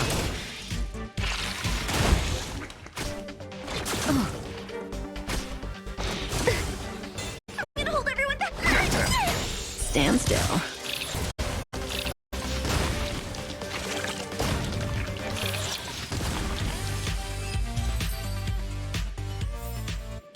Life. A true marvel.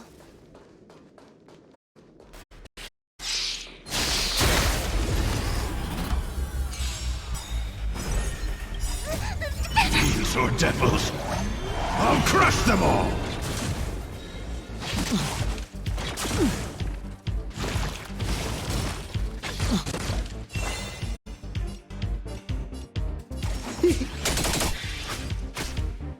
Enjoying yourself? Protect me! Protect me! Existence is unity. Good times. Time to say bye. Boom.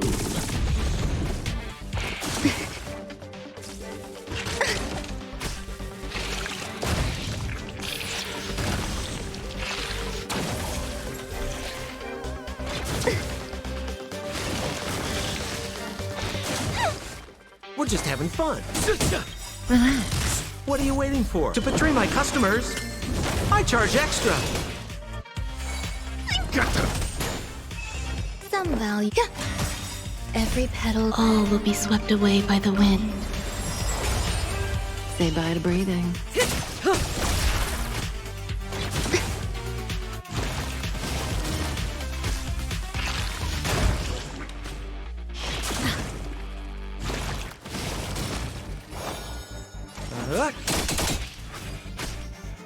Ooh, ouch.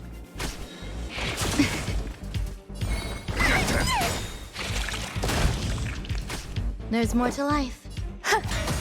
Stand still. May as well.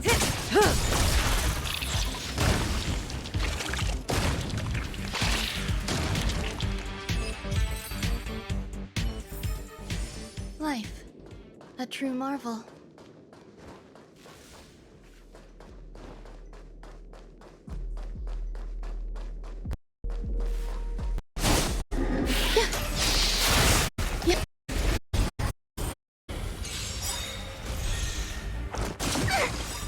Good times. Time to say bye. Boom. Fiends or devils, I'll crush them all! More business, eh? What are you waiting for? To betray my customers, I charge extra.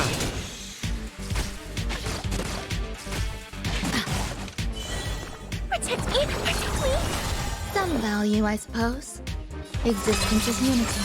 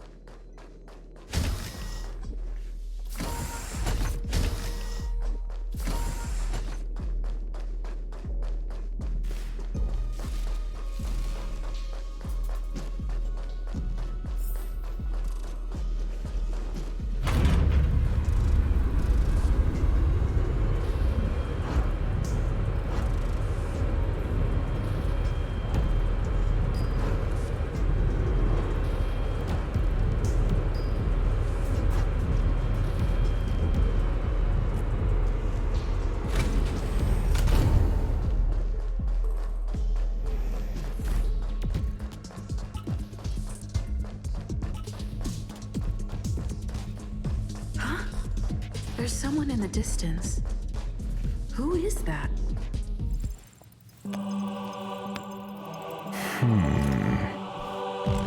Here, a genius move. And how will you counter it? Only an idiot would ask such a question. Just move this here.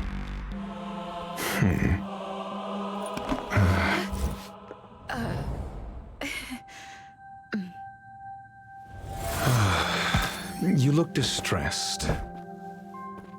Something the matter? If that's the case, you better get thinking. Are you waiting for a sign?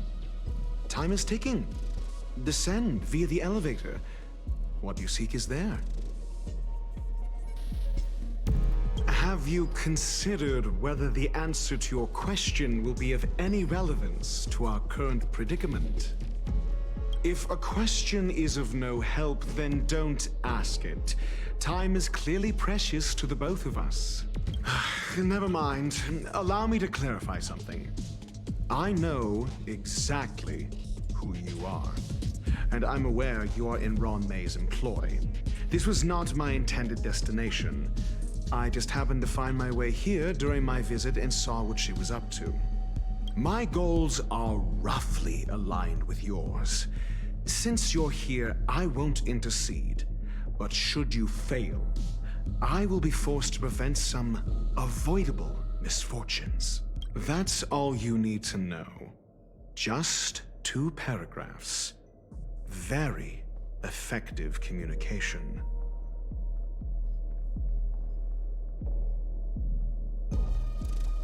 I can't stand discourtesy, even when it comes from myself. The real Ruan Mei's creation is hidden in the giant incubator below us. Go. Take the elevator and bear witness to this genius masterpiece.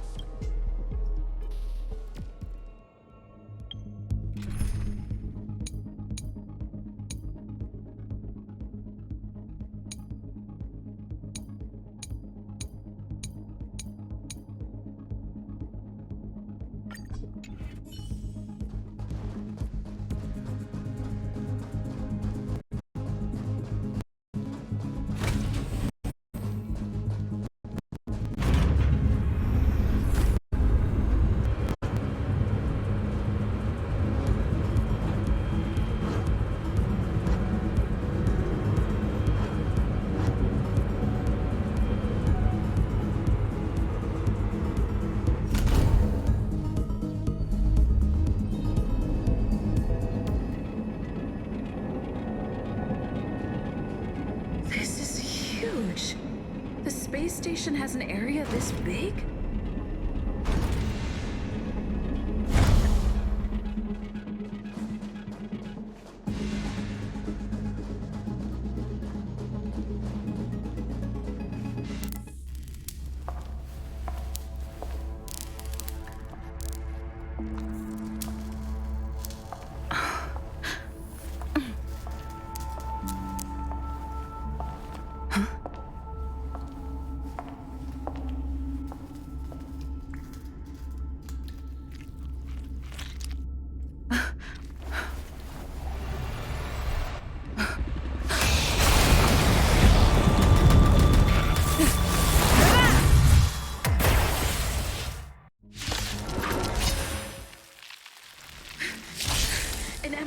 Propagation clone? How can that be? Stand down.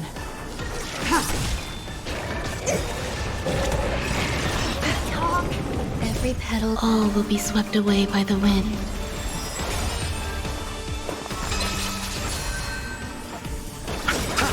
Eternal sleep. The dead return! Welcome, customers. Blade of Moonlight.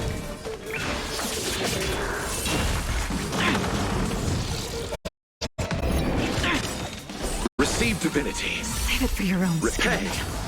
All will be revealed in lunar flame.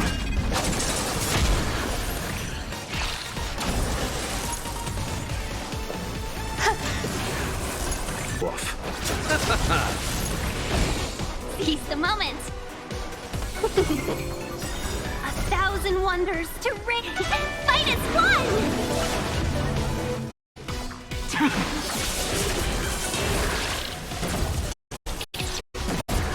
Some value, I suppose.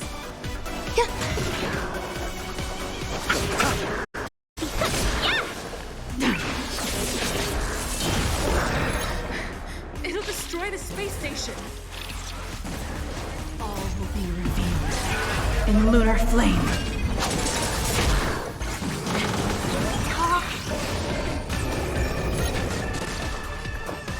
Eternal. Every petal away by the wind. You chose the wrong enemy. Bloom.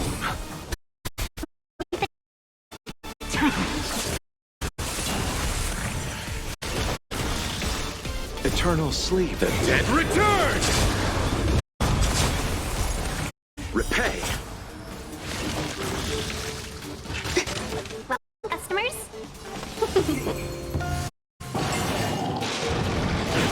Nothing major. Receive divinity. So this is the warmth of 1,000 life. wonders to fight as one!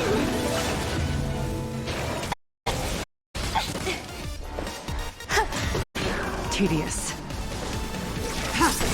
I'll see you off.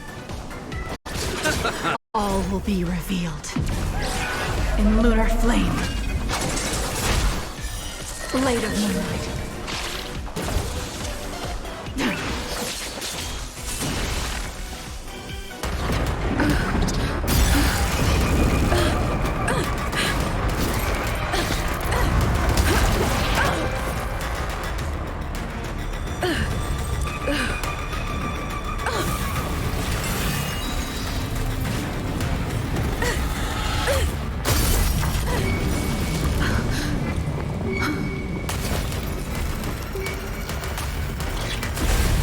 After 56 seconds, the creature was unable to sustain its own existence and vanished as if it had never been born. The threat is over. Time to get going.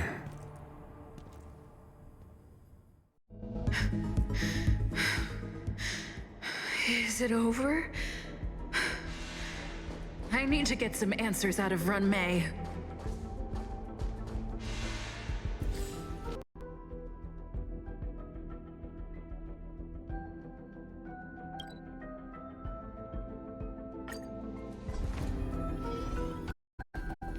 I never imagined it'd be so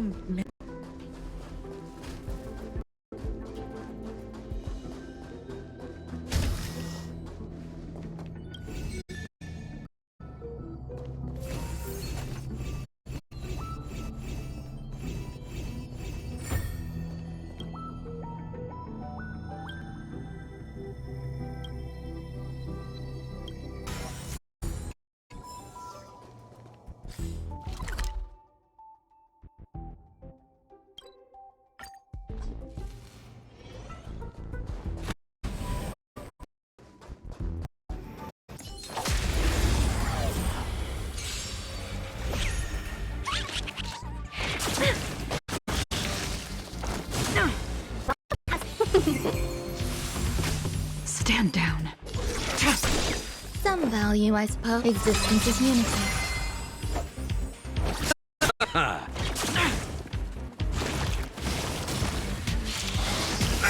Eternal sleep. The dead return! Seize the moment! Yeah! Tedious. Blade of moonlight. All will be revealed in lunar flame.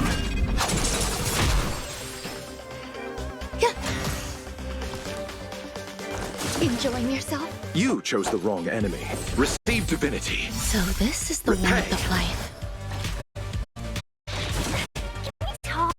Ready for death?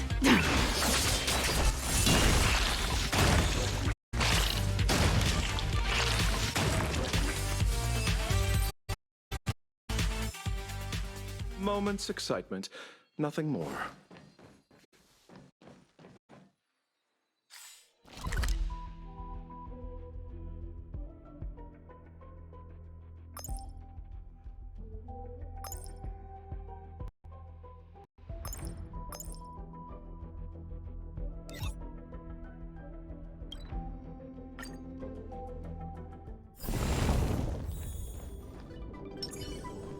Sound lingers.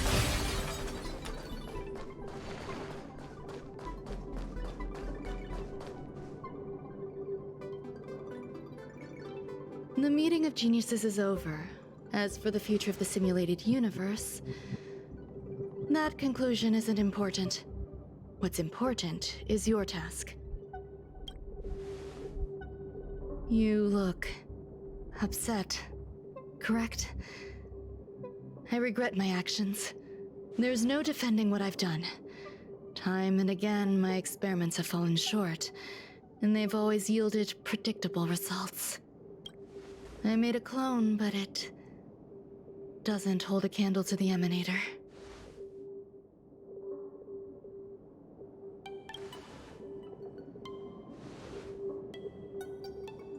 How should I have explained it to you? I'm not good at communicating with others. Restrained by time and place, its code of life could only be considered an incomplete attempt. I managed to replicate the moment it was born. However, it would soon disappear and be reduced to particles. Like every living being, it inevitably faced its demise as it journeyed towards the end. I find no fault in that. However, even the briefest life should have meaning. I want to know the limits of its capacity. It will indicate how far I've gone in a field completely incomprehensible to me. And it was a minuscule step. Just as I had predicted.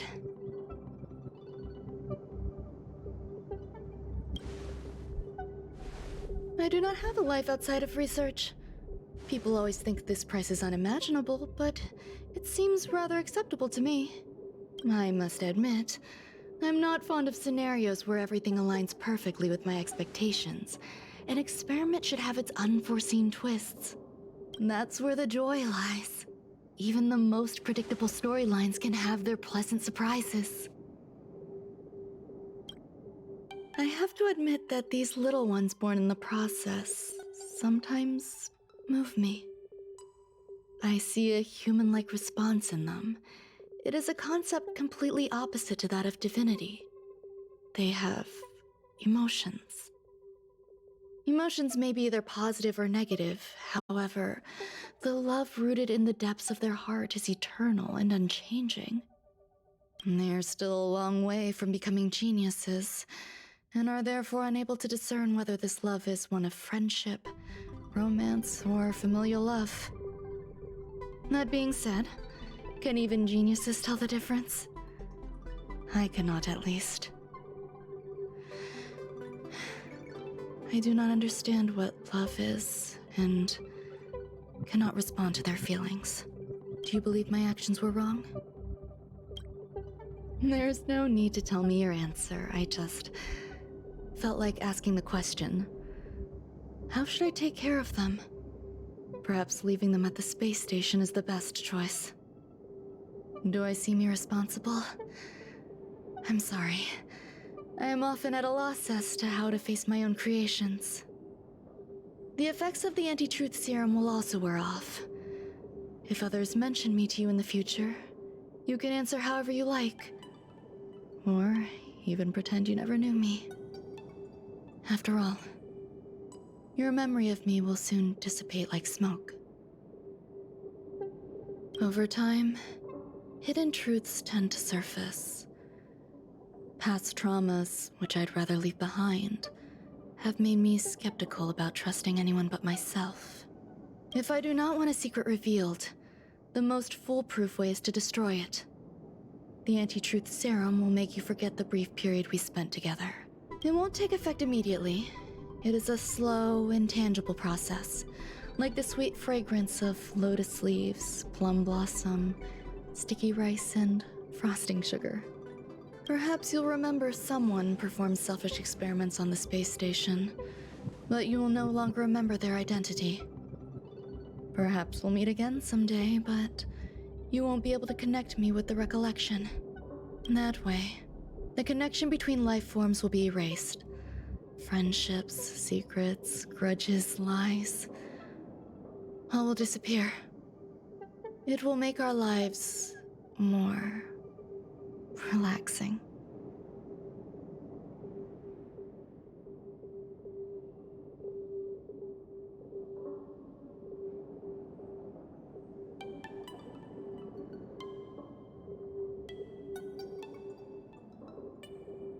I believe you.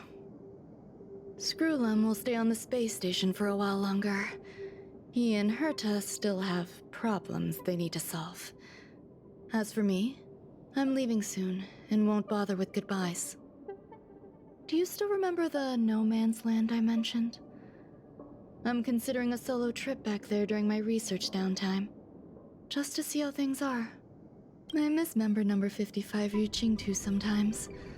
She used to always make something delicious for me to drink every time we parted ways. I hope I won't meet member number 4 Polka Kakamond. That would be quite troublesome. Who knows when the next gathering of geniuses will be? Do you have anything else you want to say to me? I promise I will, Miss Assistant. If fate allows and you're interested, upon our next meeting, we could journey to No Man's Land and traverse its tranquil glaciers. Though I suppose it wouldn't be No Man's Land anymore. What a conundrum.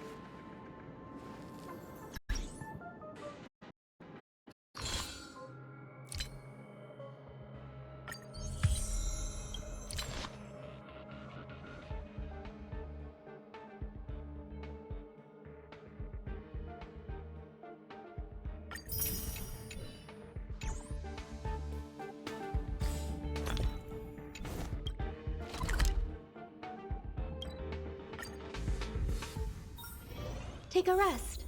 It's time for tea and cakes.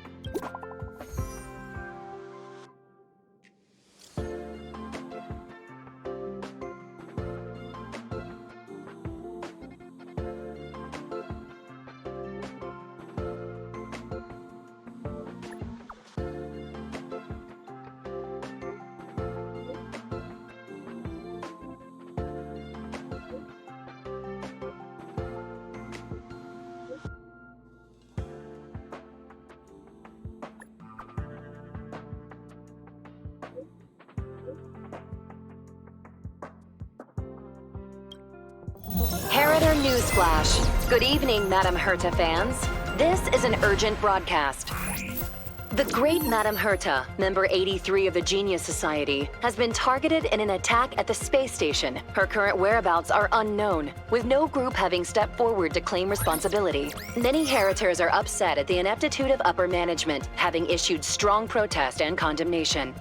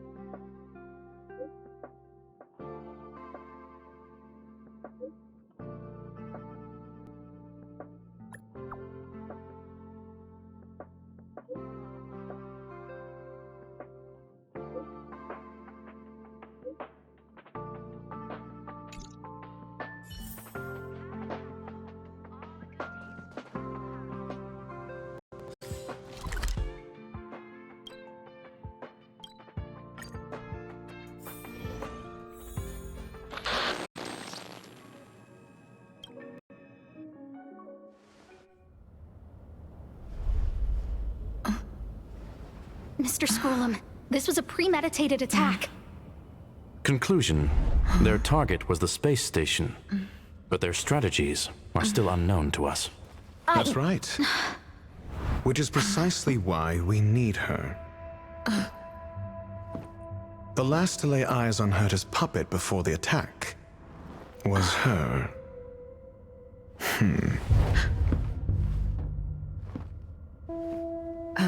And you are? This is Dr. Ratio of the Intelligentsia Guild, a delegate from the IPC. She's only just woken up, dazed. She may need a few pointers. Ah, we cross paths again. Do you remember me? Of course. Why would you? Memory is such a fickle thing, after all. Miss Trailblazer, you must have many questions. Please be patient. Aster will explain it all to you. Probably know the gist of things already. A few system hours ago, one of Madame Herta's puppets was attacked by an unknown perpetrator. We don't know the location of the puppet, and we can't pinpoint its signal.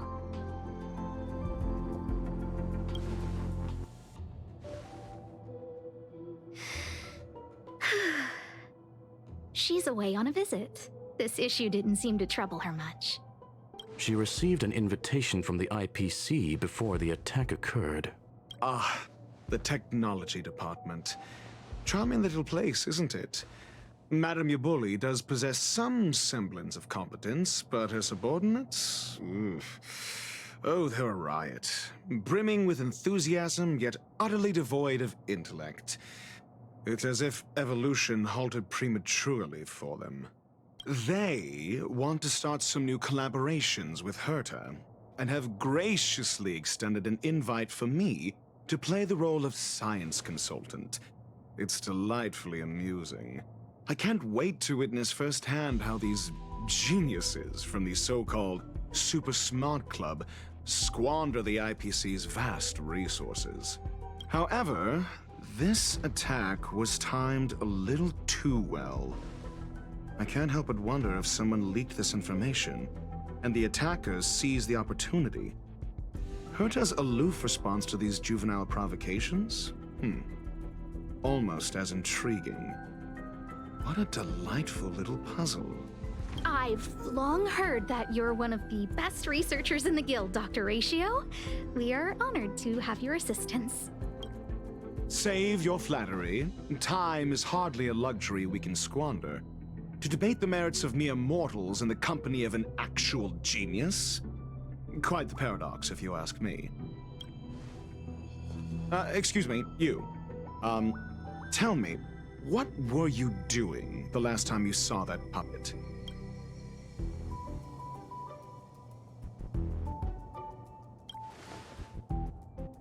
Huh? Well, invite me next time. Don't play the fool. Think. I think I was...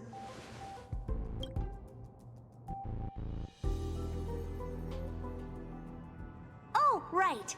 I need your help with something else. That curio's gone missing, and I can't just forget about it. Go find it for me when you have the time. I'm sure you can manage that, can't you? Let me describe it again in case you forgot. It's alive, but it doesn't have a body. Send me a signal when you see traces of it. I think she mentioned something important, but I can't remember. If only there were some hints, then maybe... Anyway, keep up the good work. I need to go out for a bit. Go ask Asta if you want someone to help you. My memory's kind of hazy. What did I do after that? Hey, what brings you here, Rich? It's been so long. I'm not that wonderful. I'm just okay. It's all taken care of. As long as the money's there, it's all good. Here's the account you asked for. It's legit and secure, allowing you to connect straight to the intranet. Sure. Can I help you with something? Oh, you flatter me. I'm just a peddler doing a little business on the side. Small scale. Best left under the table. But if you ever make it big in the guild, don't forget your humble friend, okay? Again? How many times has it been? You're really pushing buttons. These two aren't making any sense. This is so weird. This is what I recall before I met Herta, but I can't remember some of the details. Let me try to remember the conversation with Asta.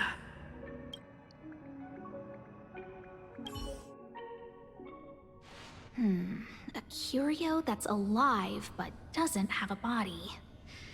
Sorry, but nothing comes to mind. Maybe the researchers at the Departments of Ecology or Insight may have an idea? Hinkle and are around here somewhere. I'd suggest you ask them about it. Asta seems to have mentioned two names. Two researchers from the Departments of Ecology and Insight. I saw it. I saw that person disappear. They vanished right before my eyes. Just like that. Step. It was so quick. No traces left. Not even bones. What do we do? It sounds like he's telling the truth. Yeah. Whatever.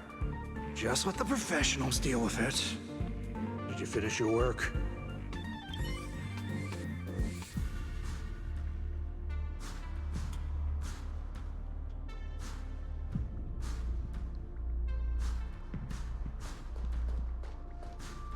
I can't recall the other person, but one of them was Hinkle.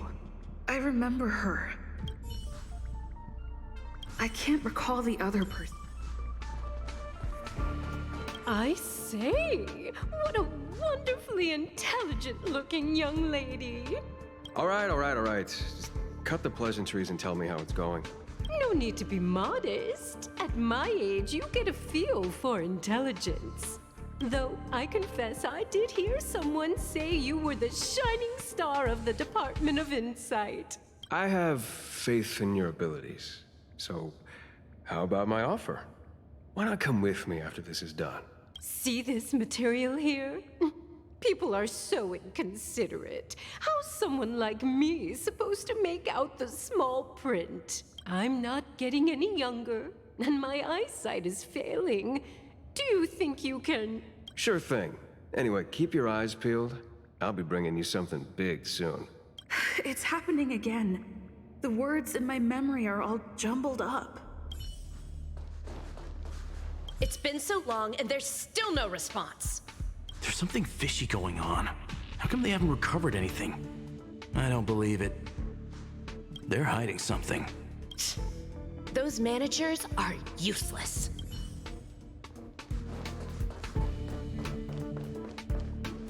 Those despicable villains are distorting the truth online. Ugh.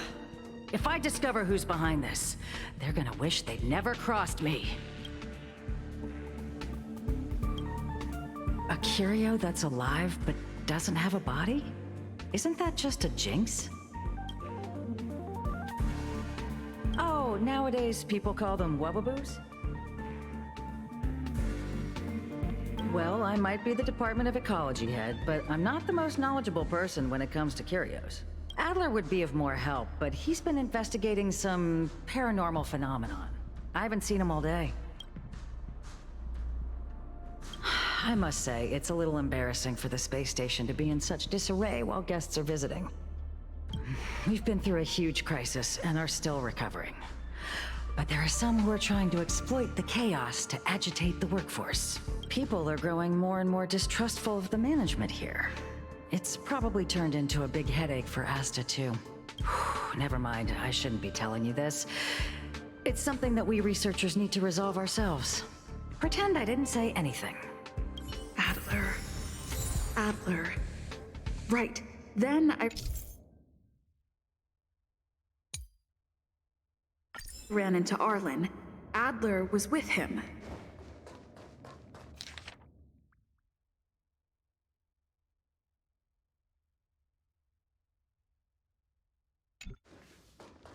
Adler was with Arlen. They were involved in some sort of incident. Adler was with... What? He went to the scene alone with Peppy? How could you let him? Calm down, Brother Arlen. I know you're upset. We're walking the dog. We're having a walk.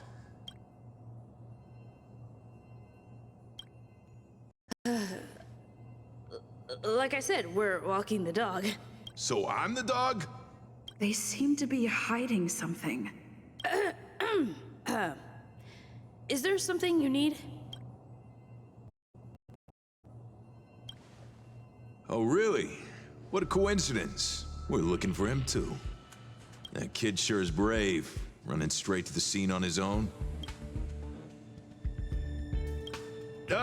Yes, well, Peppy isn't here, you see. Brother Arlen, I can't keep this up anymore. Can you leave the talking to me next time? Let's walk and talk. Why are you looking for Adler? A lost curio. I see. He'll be able to help.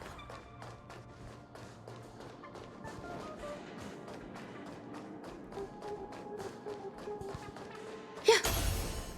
Careful. The fragmentum in this area is very unstable.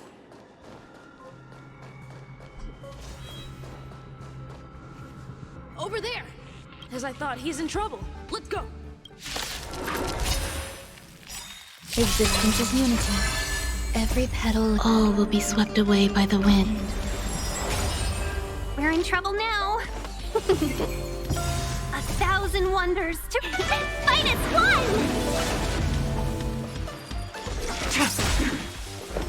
All will be revealed. In lunar flame. Blade of moonlight.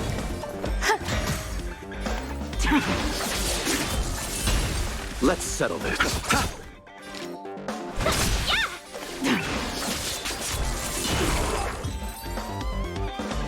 Peppy! Are you okay?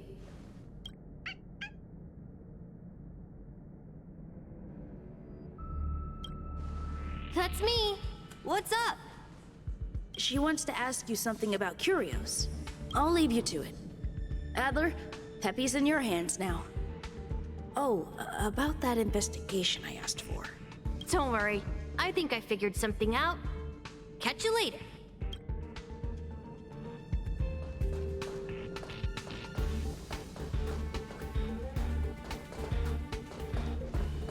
So, which curio do you want to know about?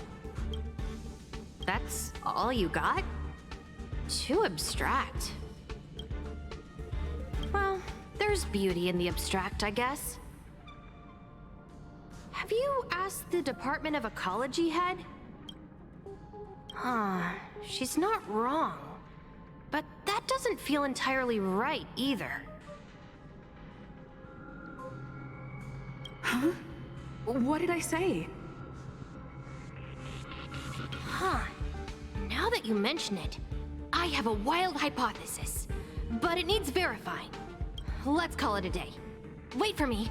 I'll be in touch. Adler seems to have gotten a lead, but what was the information I forgot? And from whom?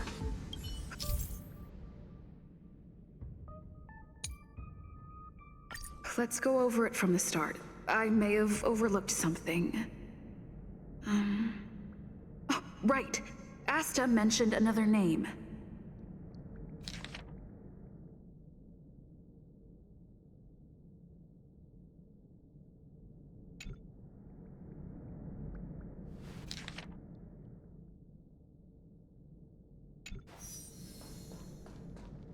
My memories of Arlen and Adler are hazy. I need to remember the other person Asta mentioned.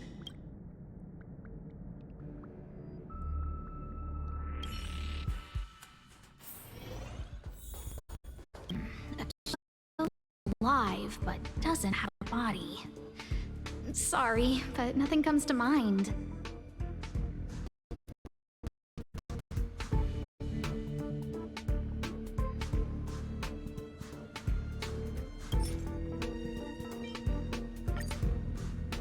How's it going? Did you find the information? I see. Is that what Hinkle and think? At least that counts as a lead. See? My researchers are pretty outstanding.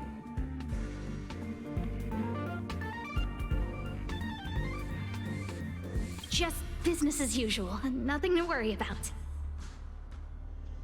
Oh. After the Legion's invasion, the space station has been under constant scrutiny. Physical damage can be easily repaired, but it takes a long time to heal the wounds in people's hearts. Some researchers have been questioning the management and security of the space station ever since the invasion. Things had settled down a bit with the reconstruction efforts, but the researchers' disappearances have rattled them again.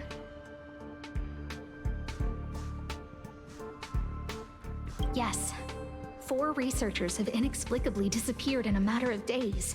No exit logs, no traces. Vanished. People were just starting to regain their footing after the catastrophe. I didn't want panic, so I suppressed the reports and told the security department in secret. However, as you can see, it's hard to keep secrets in a sardine case. Rebuilding trust is harder than establishing it in the first place. I'm concerned someone's pulling strings to sway public opinion. Anyway, the most important thing is to get to the bottom of the disappearances. That's okay, but thank you for the offer. Aren't you helping Madame Herta with something already? Oh, by the way, I heard about the thing you mentioned, and I'll look into it too. I'll find a way to solve the problem for the space station. So I did consult someone else other than Hinkle. The only thing I remember is that they're from the Department of Insight. The other person should be from the Department of Insight. I need to remember who it is.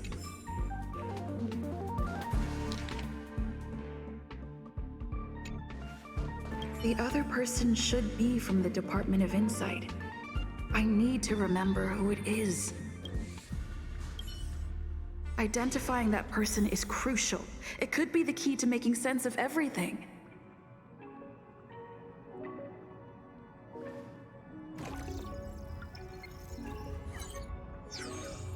me describe it again in case you forgot. Send me a signal when you see... I think she mentioned some... If only there were some... Anyway, keep up the good work. I need to go out for a bit. Hey, it's all take. Here's the account. Oh, small skip. Here did my memory piece...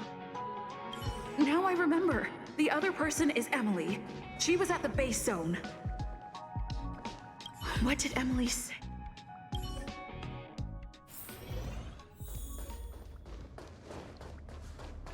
I say, what a wonderfully intelligent-looking young lady. I'm not that wonderful. I'm just okay. No need to be modest. At my age, you get a feel for intelligence. Though I confess I did hear someone say you were the shining star of the department. Sure. Can I help you with something? See this material here? I'm not getting any... Again? How many times? Oh, another smart-looking youngster. Wonderful. It's about time we had some new recruits. Huh. Asta told you to find me? A curio that doesn't have a body but is alive. Isn't the Department of Ecology full of curio experts? That's got nothing to do with the Department of Insight. However, I've heard of such a species. A colleague who came back from a business trip said that the Cienjo Alliance has life forms like that. Don't get me wrong, I was merely relaying information. I didn't mean I'd help you. The atmosphere on the space station has been getting stranger lately. It's risky taking sides. The Cienjo species Emily mentioned seems to be what inspired Adler. The disappearances Asta mentioned are likely related to Arlen's investigations too. Now I should be able to tie everything together. The Cienjo species...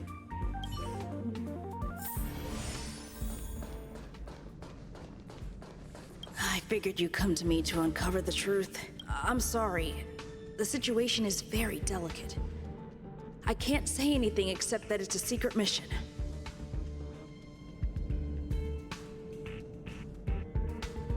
Just as I thought, I vaguely remember that Arlen said more.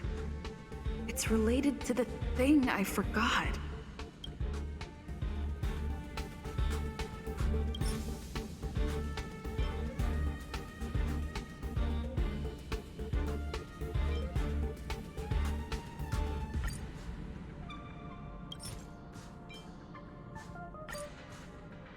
I'm sorry. The situation is... Look, I see. I'll be honest with you. There's only one clue. Adler observed that the automatic fire suppression system was momentarily activated around the time the disappearances occurred. That means that every victim's disappearance was accompanied by some inexplicable fire. When we made visits to the scenes, some of the witness testimony seemed to agree with this. The words they used were spontaneous combustion of the human body. Have you asked the Department of Ecology head? Huh. She's not... Huh?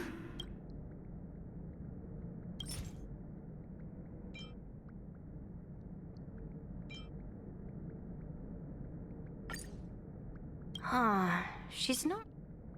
Ah, that's right! They're called... Huh. Now, let's call it a day. Wait for me. I'll be in touch. Spontaneous combustion of the human body. That is most likely the truth. Let me remember my initial conversation. I need to go over it from the start. Let me describe it. Send me a signal when you see traces. I think she mentioned some... If only there were some...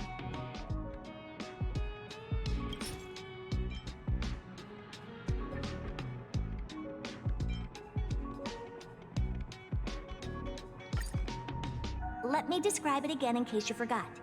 It's an energy life form. It's alive, but it doesn't have a body. Send me a signal when you see traces of it. That's not the point. I wouldn't be bothering with it if it didn't have something to do with the Genius Society. Anyway, keep up the good work. I need to go out for a bit. Go ask Asta if you want someone to help you.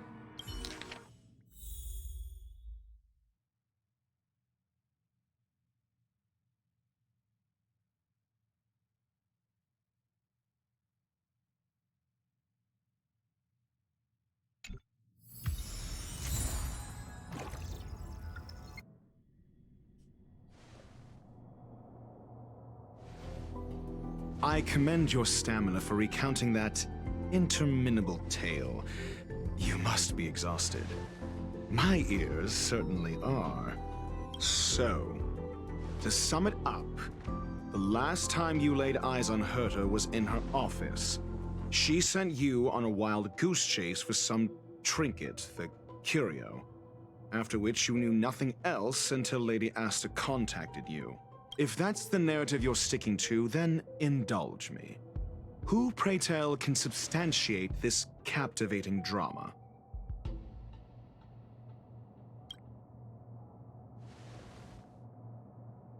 A second-hand account. She wasn't at the scene.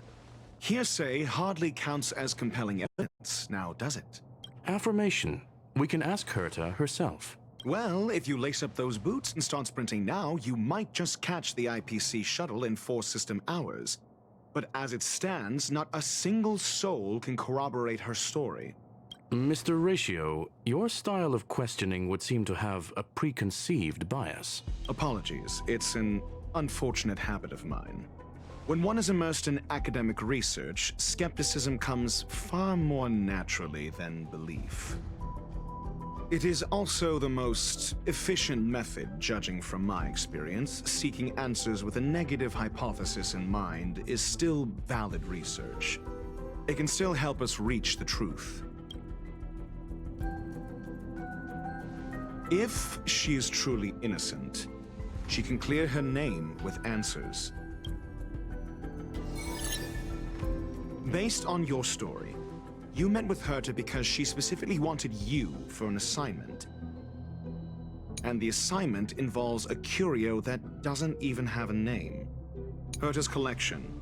An endless trove of trinkets and baubles. And yet, she singles out one nameless ordinary curio?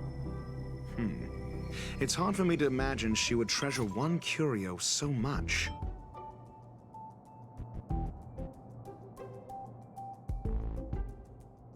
The curio isn't the point. Herta was only addressing it because of its relation to the Genius Society. I would imagine the curio is the creation of a genius. Affirmation. It holds some special meaning to Herta. Yes. That seems logically sound.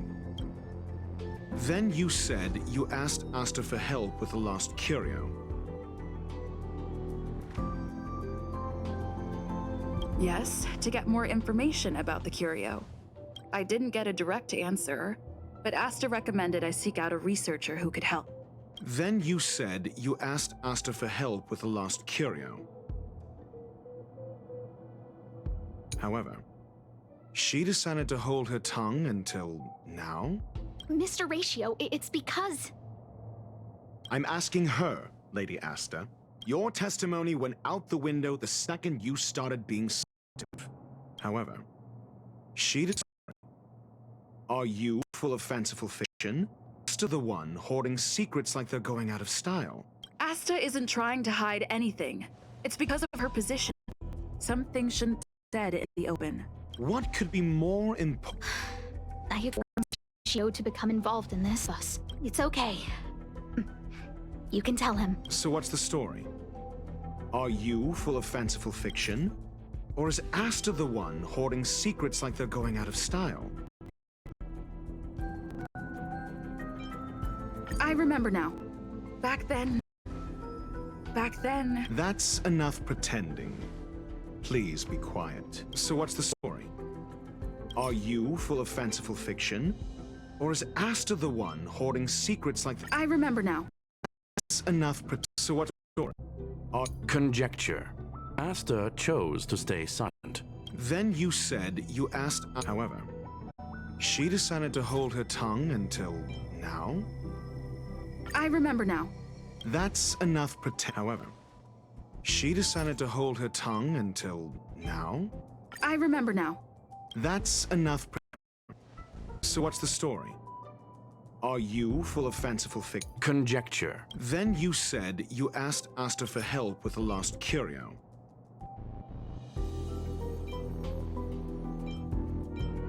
I remember now.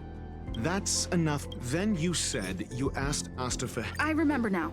That's enough. Then you said you asked Asta for help. I remember now. That's enough.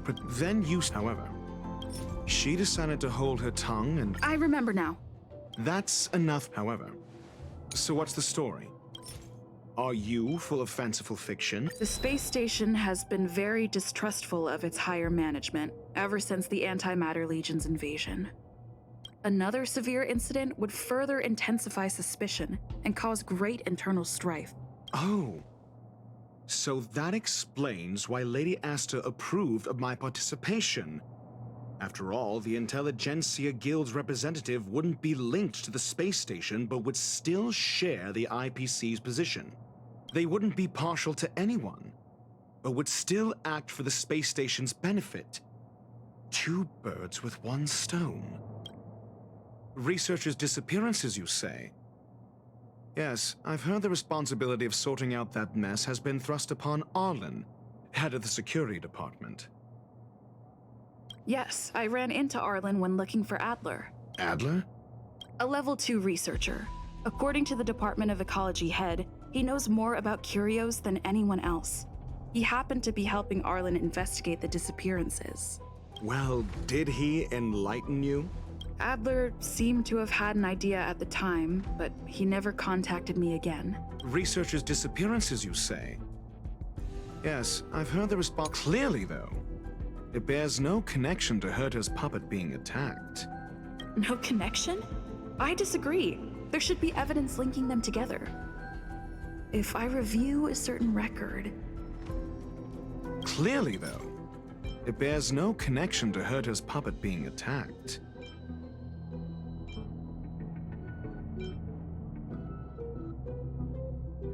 No. If I recall correctly, Asta said, one of Madame Herta's puppets was attacked by an unknown perpetrator. We don't know the location of the puppet and we can't pinpoint its signal. Don't know the location. Isn't that the same as missing? She did say that. But then what? You need to provide evidence to show incidents are linked. There should be evidence.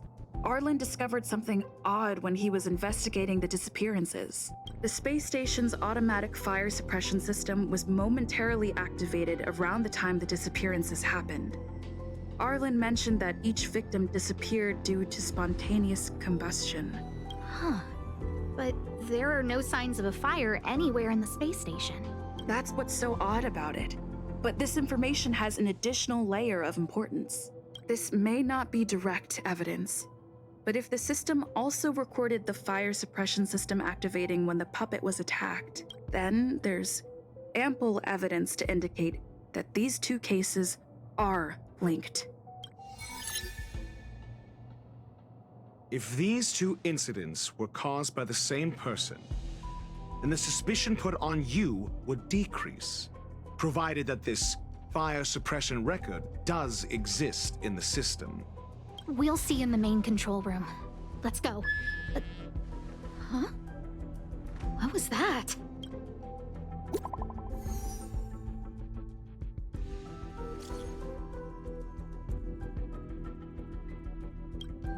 Harrider Newsflash. This is an urgent broadcast. I repeat, this is an urgent broadcast. News has finally emerged regarding the attack on Madame Herta. The Annihilation Gang has claimed responsibility for the incident and warned of further activity. The Guild has expressed utmost condemnation. The gods of the starry skies have abandoned the world. They give no thought to the masses. Only the wounded savior can bathe the world in the firelight of destruction. Yet always there are cowards trying in vain to reject their favor and escape the wounds. Flee then.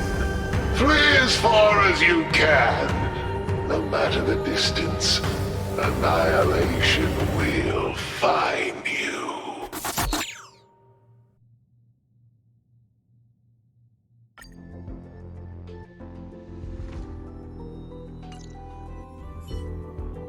This is...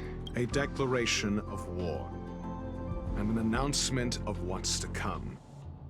They have set their sights on you. The Legion's impact remains, and the Annihilation Gang is already paying a visit. It almost seems like this space station is more suited for the path of destruction than erudition. This Duke Inferno Ifrit is a life form that hails from Fatora, a world long since destroyed. His race, the ever-burning fire demons, regard Nanook as their emperor and savior, but the Eon has never cast their gaze upon them. A group of pitiful lunatics. I like Dr. Primitive's assessment of them. The value Nanook sees in the Annihilation Gang is perhaps far less than one might see in a child who deliberately broke a vase.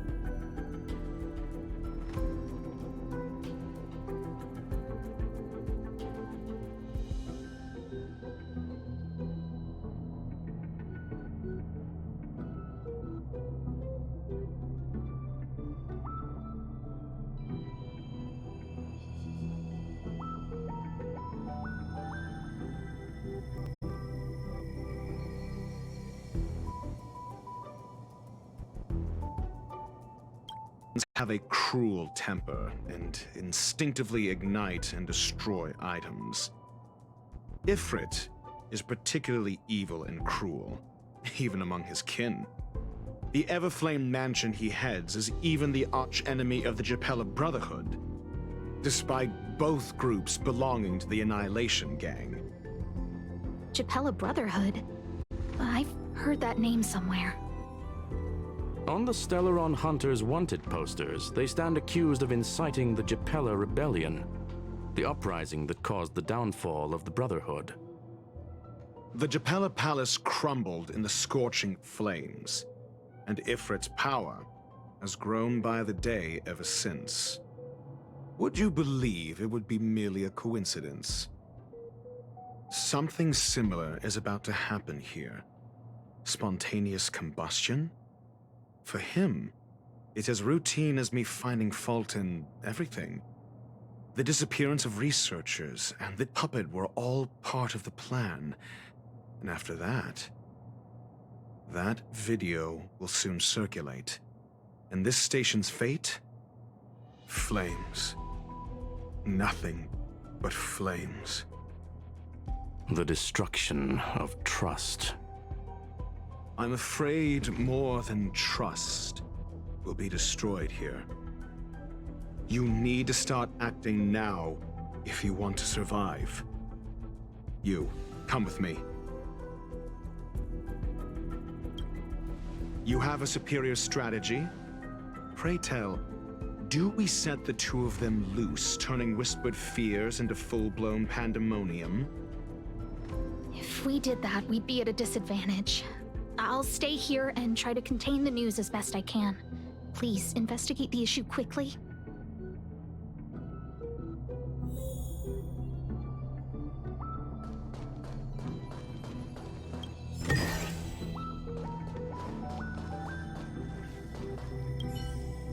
This Duke Inferno Ifrit is a life form that hails from Fatora. If we did that, we'd be at a disadvantage.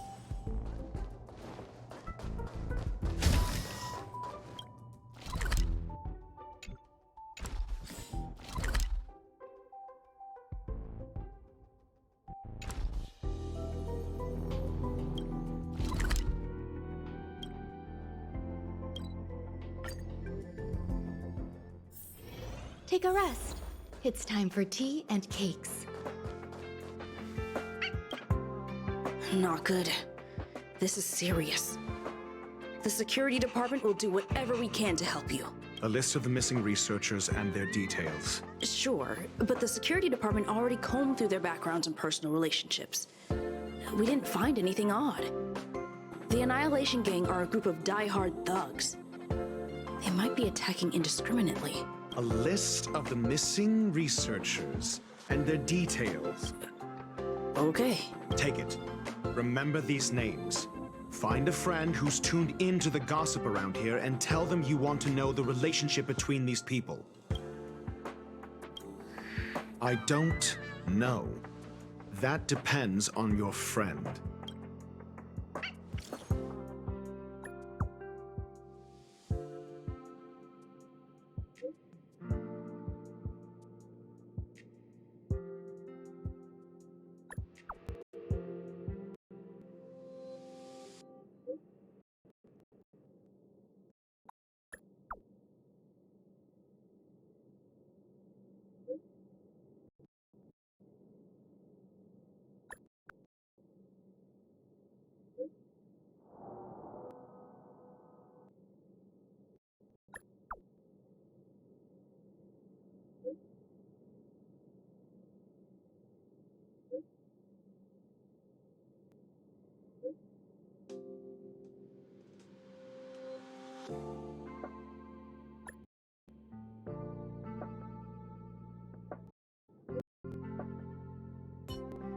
What else do you need me to do? Take me to the one who knows the most about curios within the Department of Ecology. Be so kind. He disappeared too. I didn't really notice at first. Adler's difficult to get a hold of at best of times, but it's been a few hours and I still can't reach him. Even the surveillance doesn't find any trace. The last time I saw him was in the Master Control Zone. He was with Wen Sherling from Narcs. Lead the way. You said Adler was on the verge of a discovery, yet confer his not intriguing and frustrating, to say the least. If his disappearance is also related to the case here, then maybe he really stumbled upon something. True. The key words that got Adler thinking were energy, life forms. Duke Inferno is also an energy life form. Coincidence? We need to investigate this.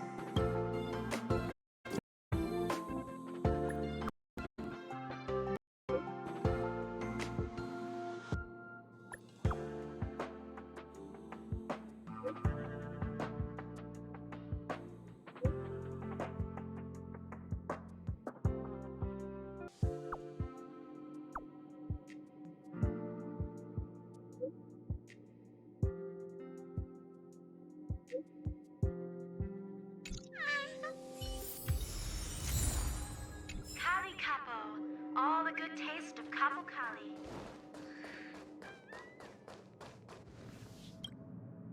That jerk! Jerk! Fine! Disappear! I don't ever want to see your face again! Adler, he disappeared. He's been acting really weird recently. Always researching stuff like spontaneous combustion, supernatural activities. He doesn't even answer me when I speak to him. He was talking to himself. What did he talk about? He kept saying the word phrase. Phrase.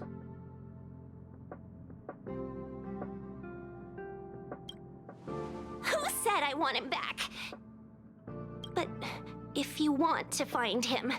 He was reading this booklet the last time I saw him. I don't know exactly what he's searching for, but I hope it can help you.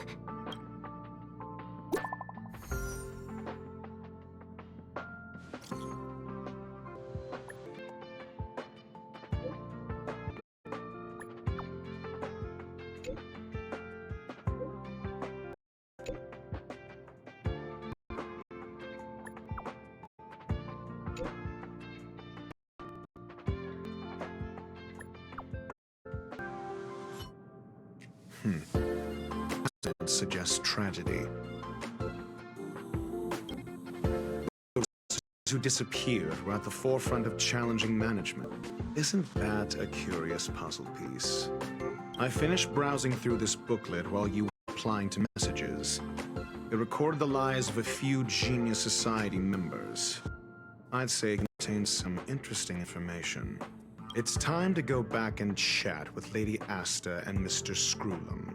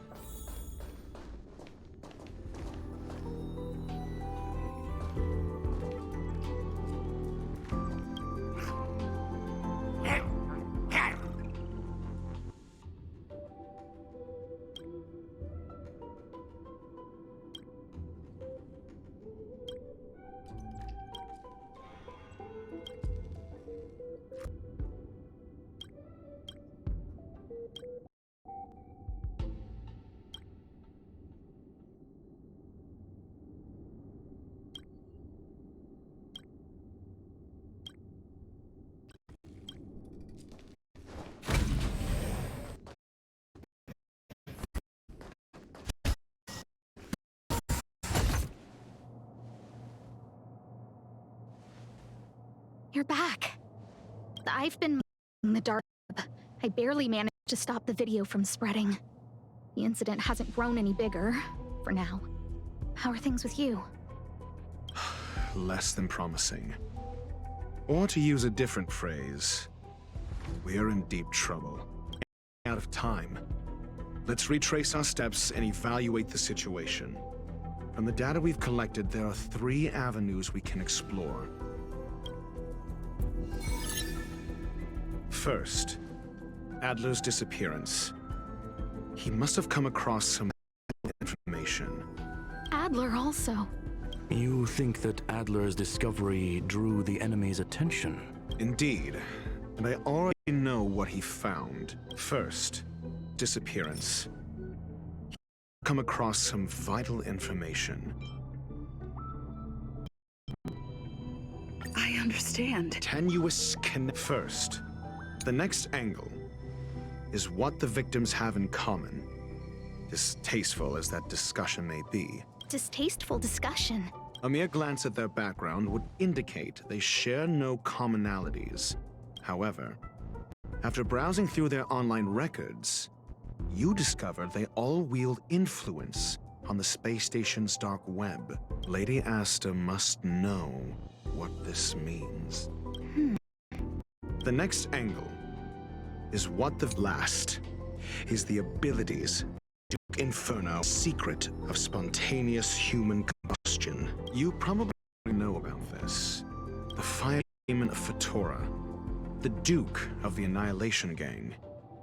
There is another secret with last. is the abilities of Duke Inferno. During prior unrest, instigated by the Everflame Mansion, some testified to seeing miscreants materialize from the Inferno. The flickering tongues of Duke Inferno's fire carrying a certain property, and this property is the secret behind spontaneous human combustion. Look, the answer is right there. This booklet describes a kind of fire that can phase through dimensions, claiming it burns through worlds, leaving numerous scions of flame behind. It's the phase flame, the creation of member number 29, Serkal. She was an amazing genius. Intelligent, kind, and humble. However, she lived for a mere 29 days on the human calendar. Such a pity. The phase flame shifted into a different phase as soon as it was created. When it returned to this phase, Serkal had already passed away. It then continued to shift through phases, making its capture impossible. This booklet describes that the kindling of this unique flame must be the missing curio that Hurt has been searching for, and Duke Inferno is evidently spawned from it.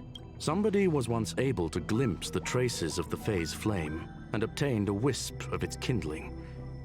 Herta kept it and lent it to Ruan Mei for her research, but the kindling was lost in the process. If Ifrit is a scion of the phase flame, then the entire incident is now clear as day. The kindling of this unique flame must... I fear that this is the truth Adler discovered. Undoubtedly, the curio Herta asked to find was the phase flame, and Adler already discovered the relationship between spontaneous human combustion and the phase flame through the concept of energy life forms. I fear that this is the truth Adler discovered.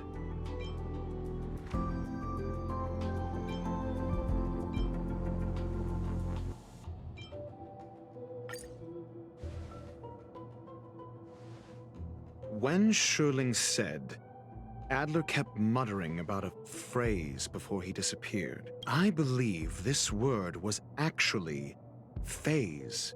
He saw member 29 Serkal's research topic in this booklet and verified his hypothesis.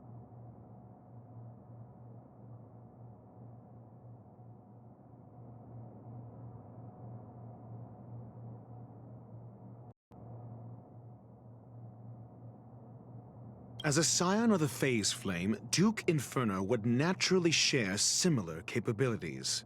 Full-on phase shifting may be a bit too ambitious for him, but teleportation, that's likely more his speed. That is the truth of the spontaneous human combustion. The researchers didn't disappear. They were moved.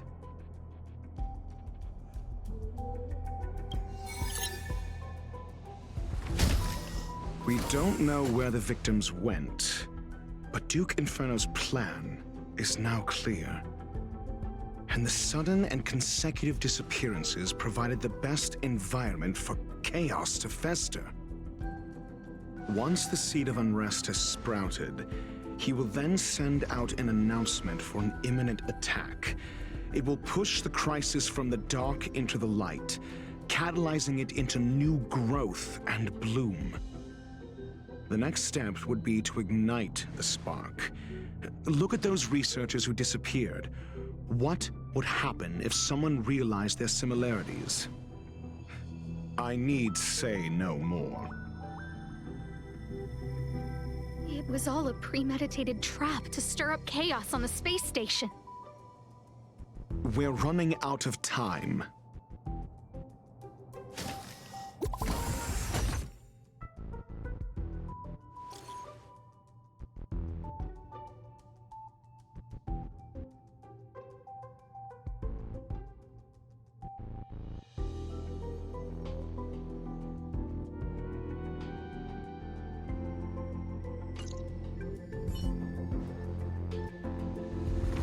This...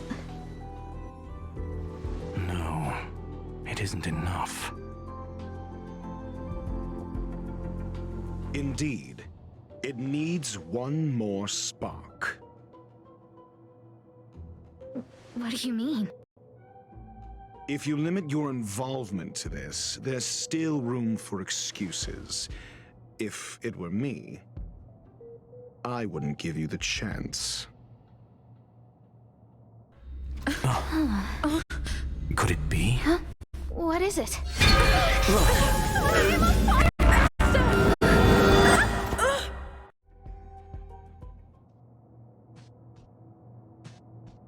Stay calm. Asta was merely teleported. Her life was not in danger. Based on first-hand experience, I have ascertained that Ifrit's flame is simply a splinter of the primordial phase flame, lacking any phase shift ability. Logic. Asta is still within the confines of the space station.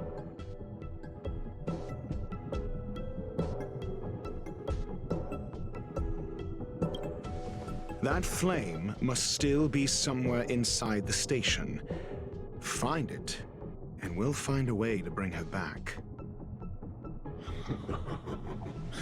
A splinter, you say?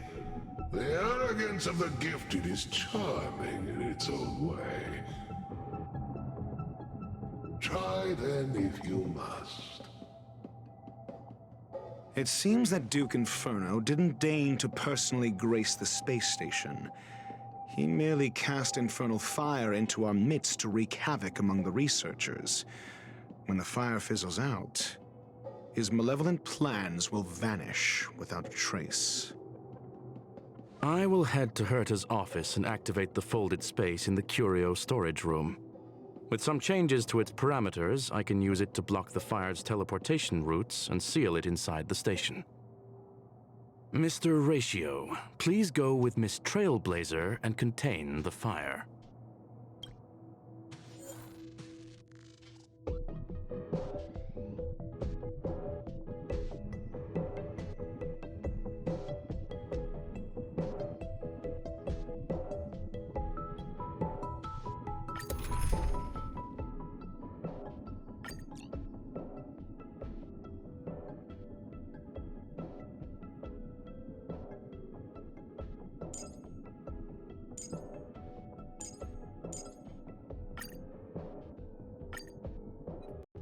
The infernal fire is also a form of energy life form.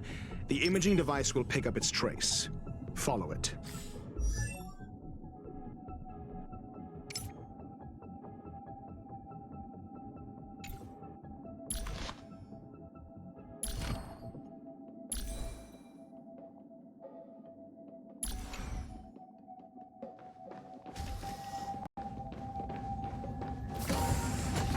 The way is awash with flames. It must have just teleported. Be careful. Get ready to dash into the fire.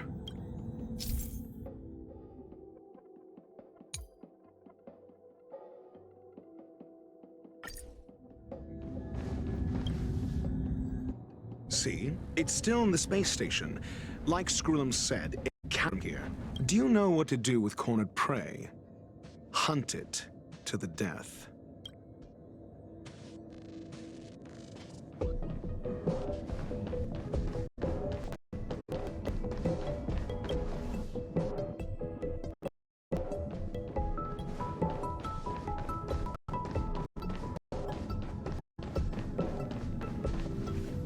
The fire is dying. This place is strange. It's still resisting. The fold in the space has shifted. Use its escape route with a mere glance.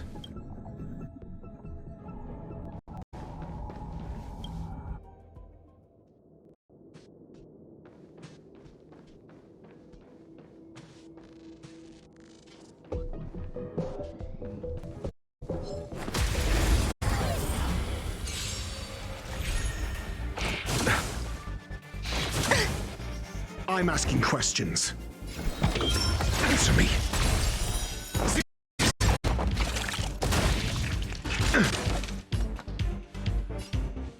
Stand down. Survive or be destroyed. There is no other choice. Grace Eternal. You chose the wrong enemy.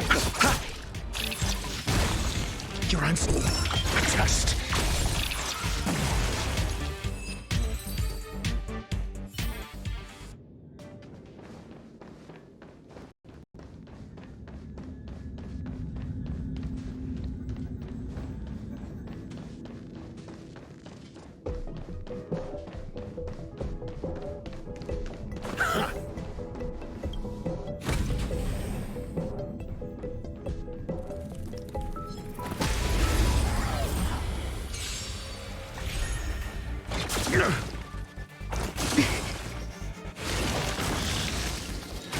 I'm asking questions.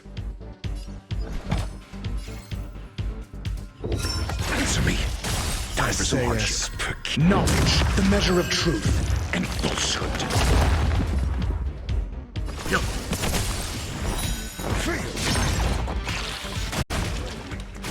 There's more to life. Existence is unity. I'll see you.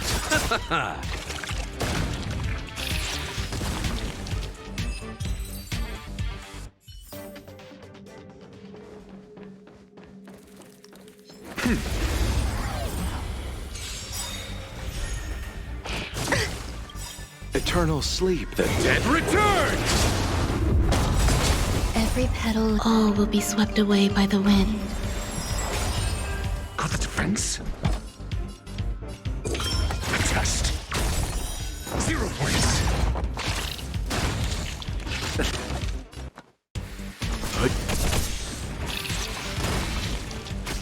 Some value eternal.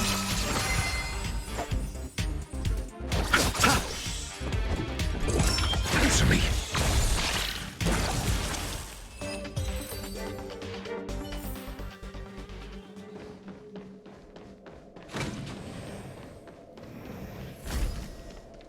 Let's wait and... Sound lingers.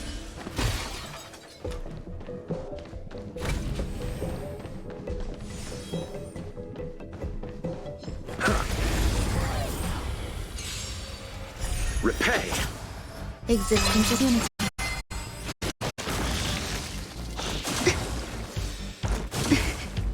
Your answers? Test. SAS. Knowledge, truth, and falsehood. Time for some hardship.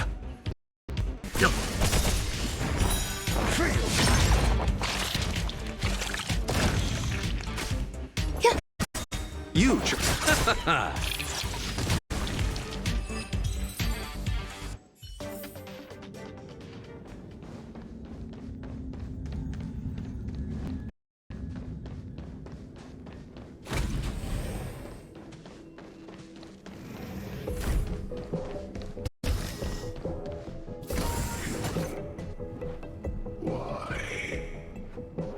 This has nothing to do with you.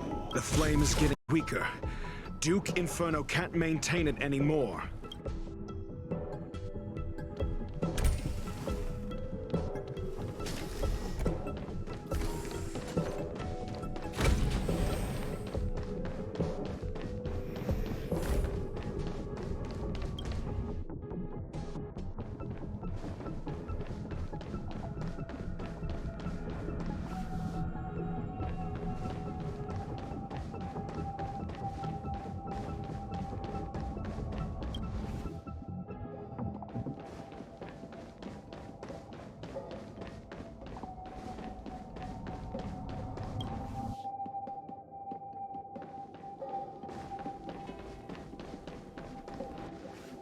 What is your goal? Seems like this chase is about to end.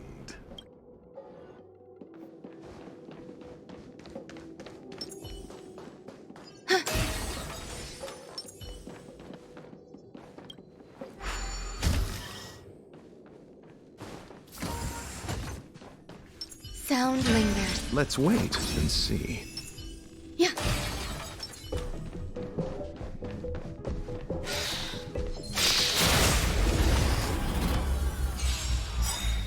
Repay. Existence is unity. You know nothing of survive or be destroyed. There is no other choice. Got the defense. difference? Every petal, all will be swept away by the wind. Answer me. 0 points.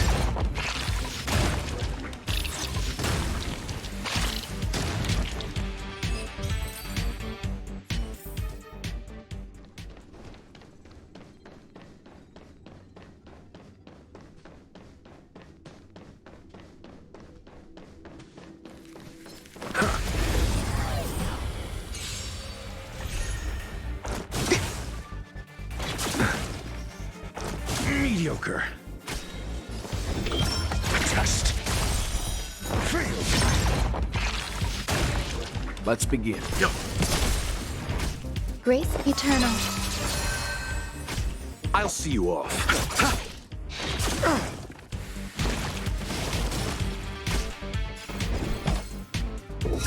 Answer me. Time for some hardship. Stand down. Grace and elegance.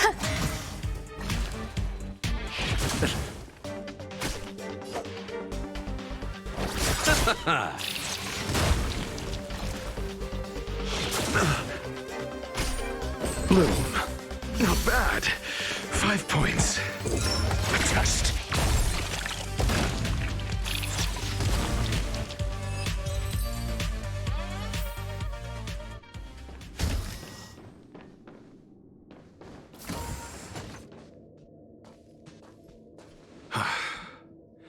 It's over.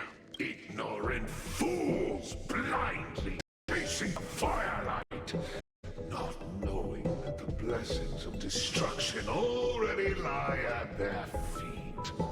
It is little wonder that even the descent of the Savior's Legion was unable to cleanse this place. I will acknowledge my brashness. For now, but next time, expect no intermediaries. I will come to personally offer you the demise of your sins with infernal fire. A small fragment of consciousness in there is gone. Duke Inferno has discarded this fire. Oh? No. Hold on.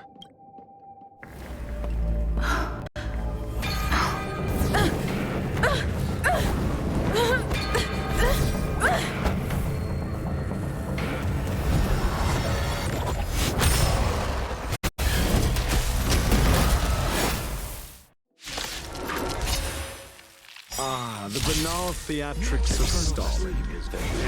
Let's not.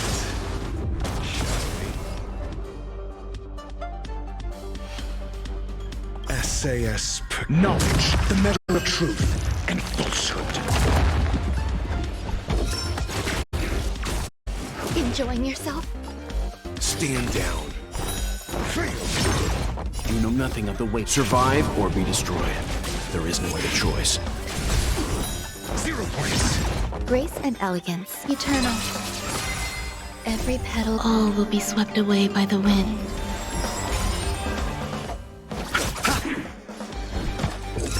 Test. Fail. Leave it to me.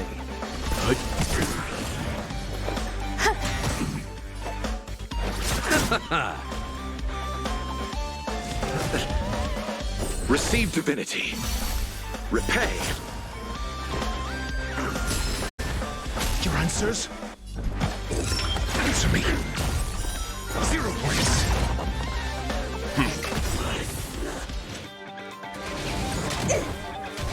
Some value, I suppose. I'll see you off. I'm asking. Test. Stand down. Existence is unity. I'm fine. You chose the wrong.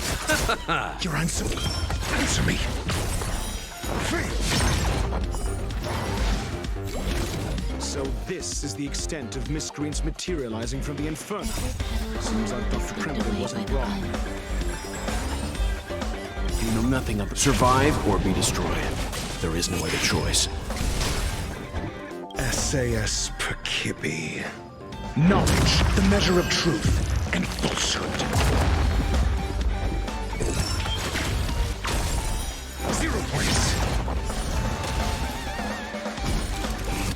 time for some hardship. Eternal fire is weakening. It's preparing to flee. You, keep your eye out for Lady Asta's whereabouts.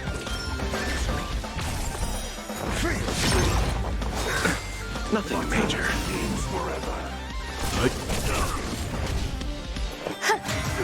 I'll see you off. Got the defense? Test. 0 points. Knowledge, the measure of truth and falsehood. Let's begin.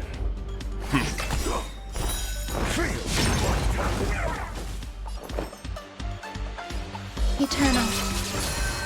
You chose the wrong enemy. Answer me. 0 points. Leave it to me. Stand down. There's more to life. Yeah.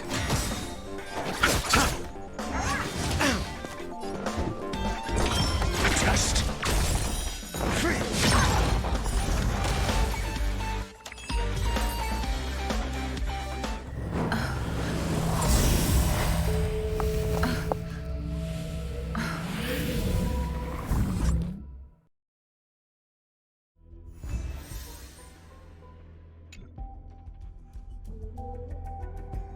Good work.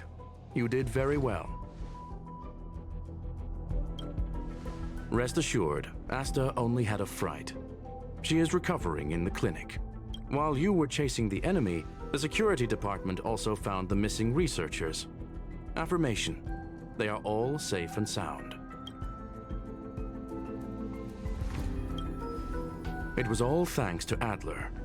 They fell into a spatial curio and could not leave until the Department of Ecology's most knowledgeable curio expert solved it from within. Many of them were shaken by their experience when Arlen found them, but they are otherwise fine. Yes, it is over. This business is over, and I believe the space station will be able to deal with any internal aftershocks. In Herta's stead, I thank you for your efforts, madam. But there is one mystery that remains unsolved. And that is something I must deal with myself.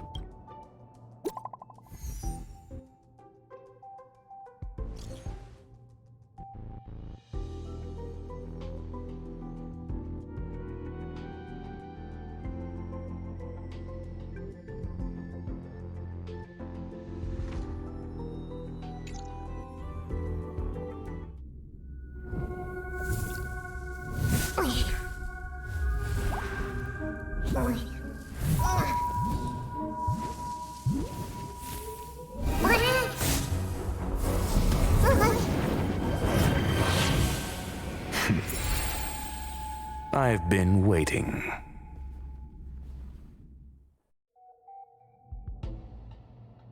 Fallout from this incident remains.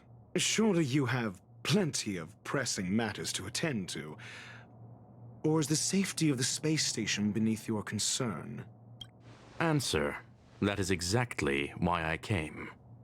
After all, the principal figure in this whole affair is right here. When did you start to doubt me?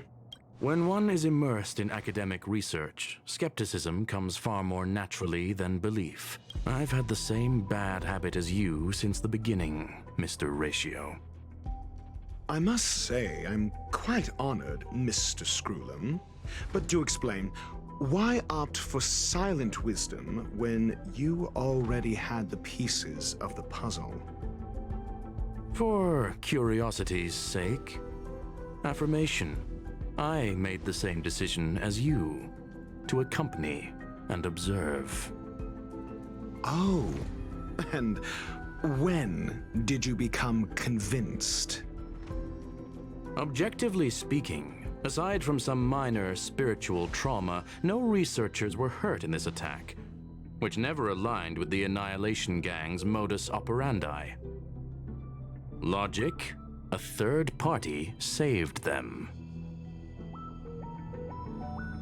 Had I not fortuitously acquired a spark of the phase flame and intervened in Duke Inferno's teleportation, those people would already be space waste, floating past the windows here. You are more candid than I calculated. But still behaving within your calculations, no? One last question, Screwlum. Genius though you are, can you deduce why I did this? I cannot be sure and can only hypothesize.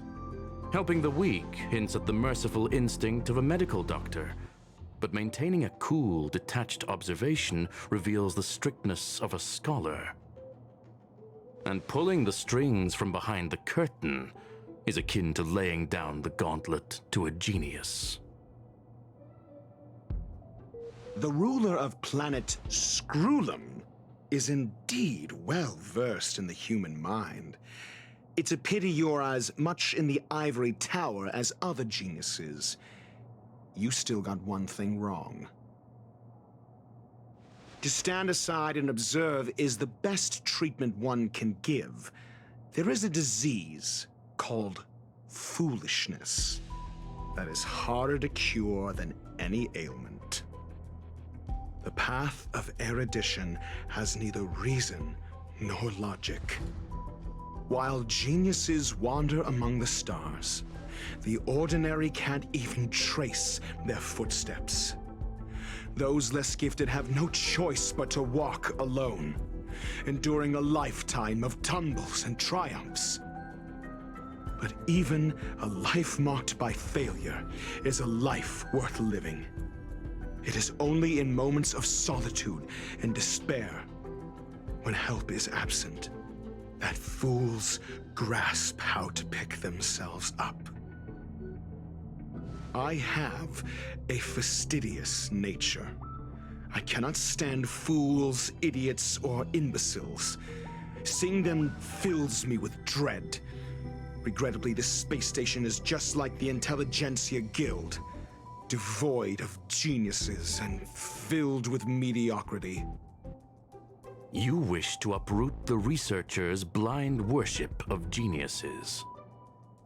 I am only laying out my questions. As for the answers, they'll find them themselves. Pursuit tinged with negativity is still pursuit, and it is capable of leading us to the right conclusion. For the masses of the mediocre to reach a level of awareness, this is a necessary rite of passage. You are indeed more like a medical doctor than a scholar. As for the spark I leave behind, I believe Asta will deal with it properly. It is also a lesson I left for her. With that, I take my leave. I look forward to future encounters with such brilliant minds. Let's hope they're as memorable as those we had today. A farce full of trivial concerns. Ultimately, they're just mediocre minds.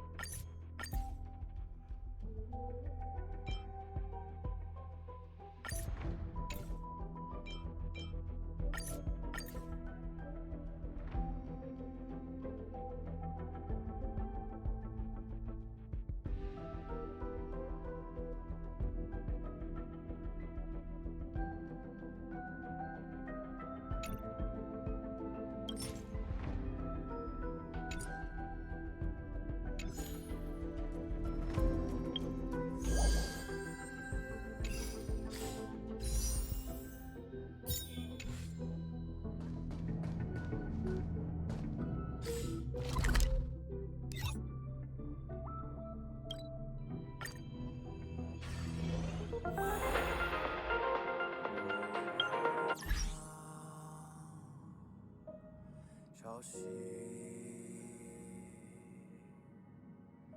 将我的伤痕刻蚀成龙鳞，突袭中酝酿着风雨，血脉跟虚，在我皮肉下交织成命运，扎根于烈火烧灼的龙心，魔力侵蚀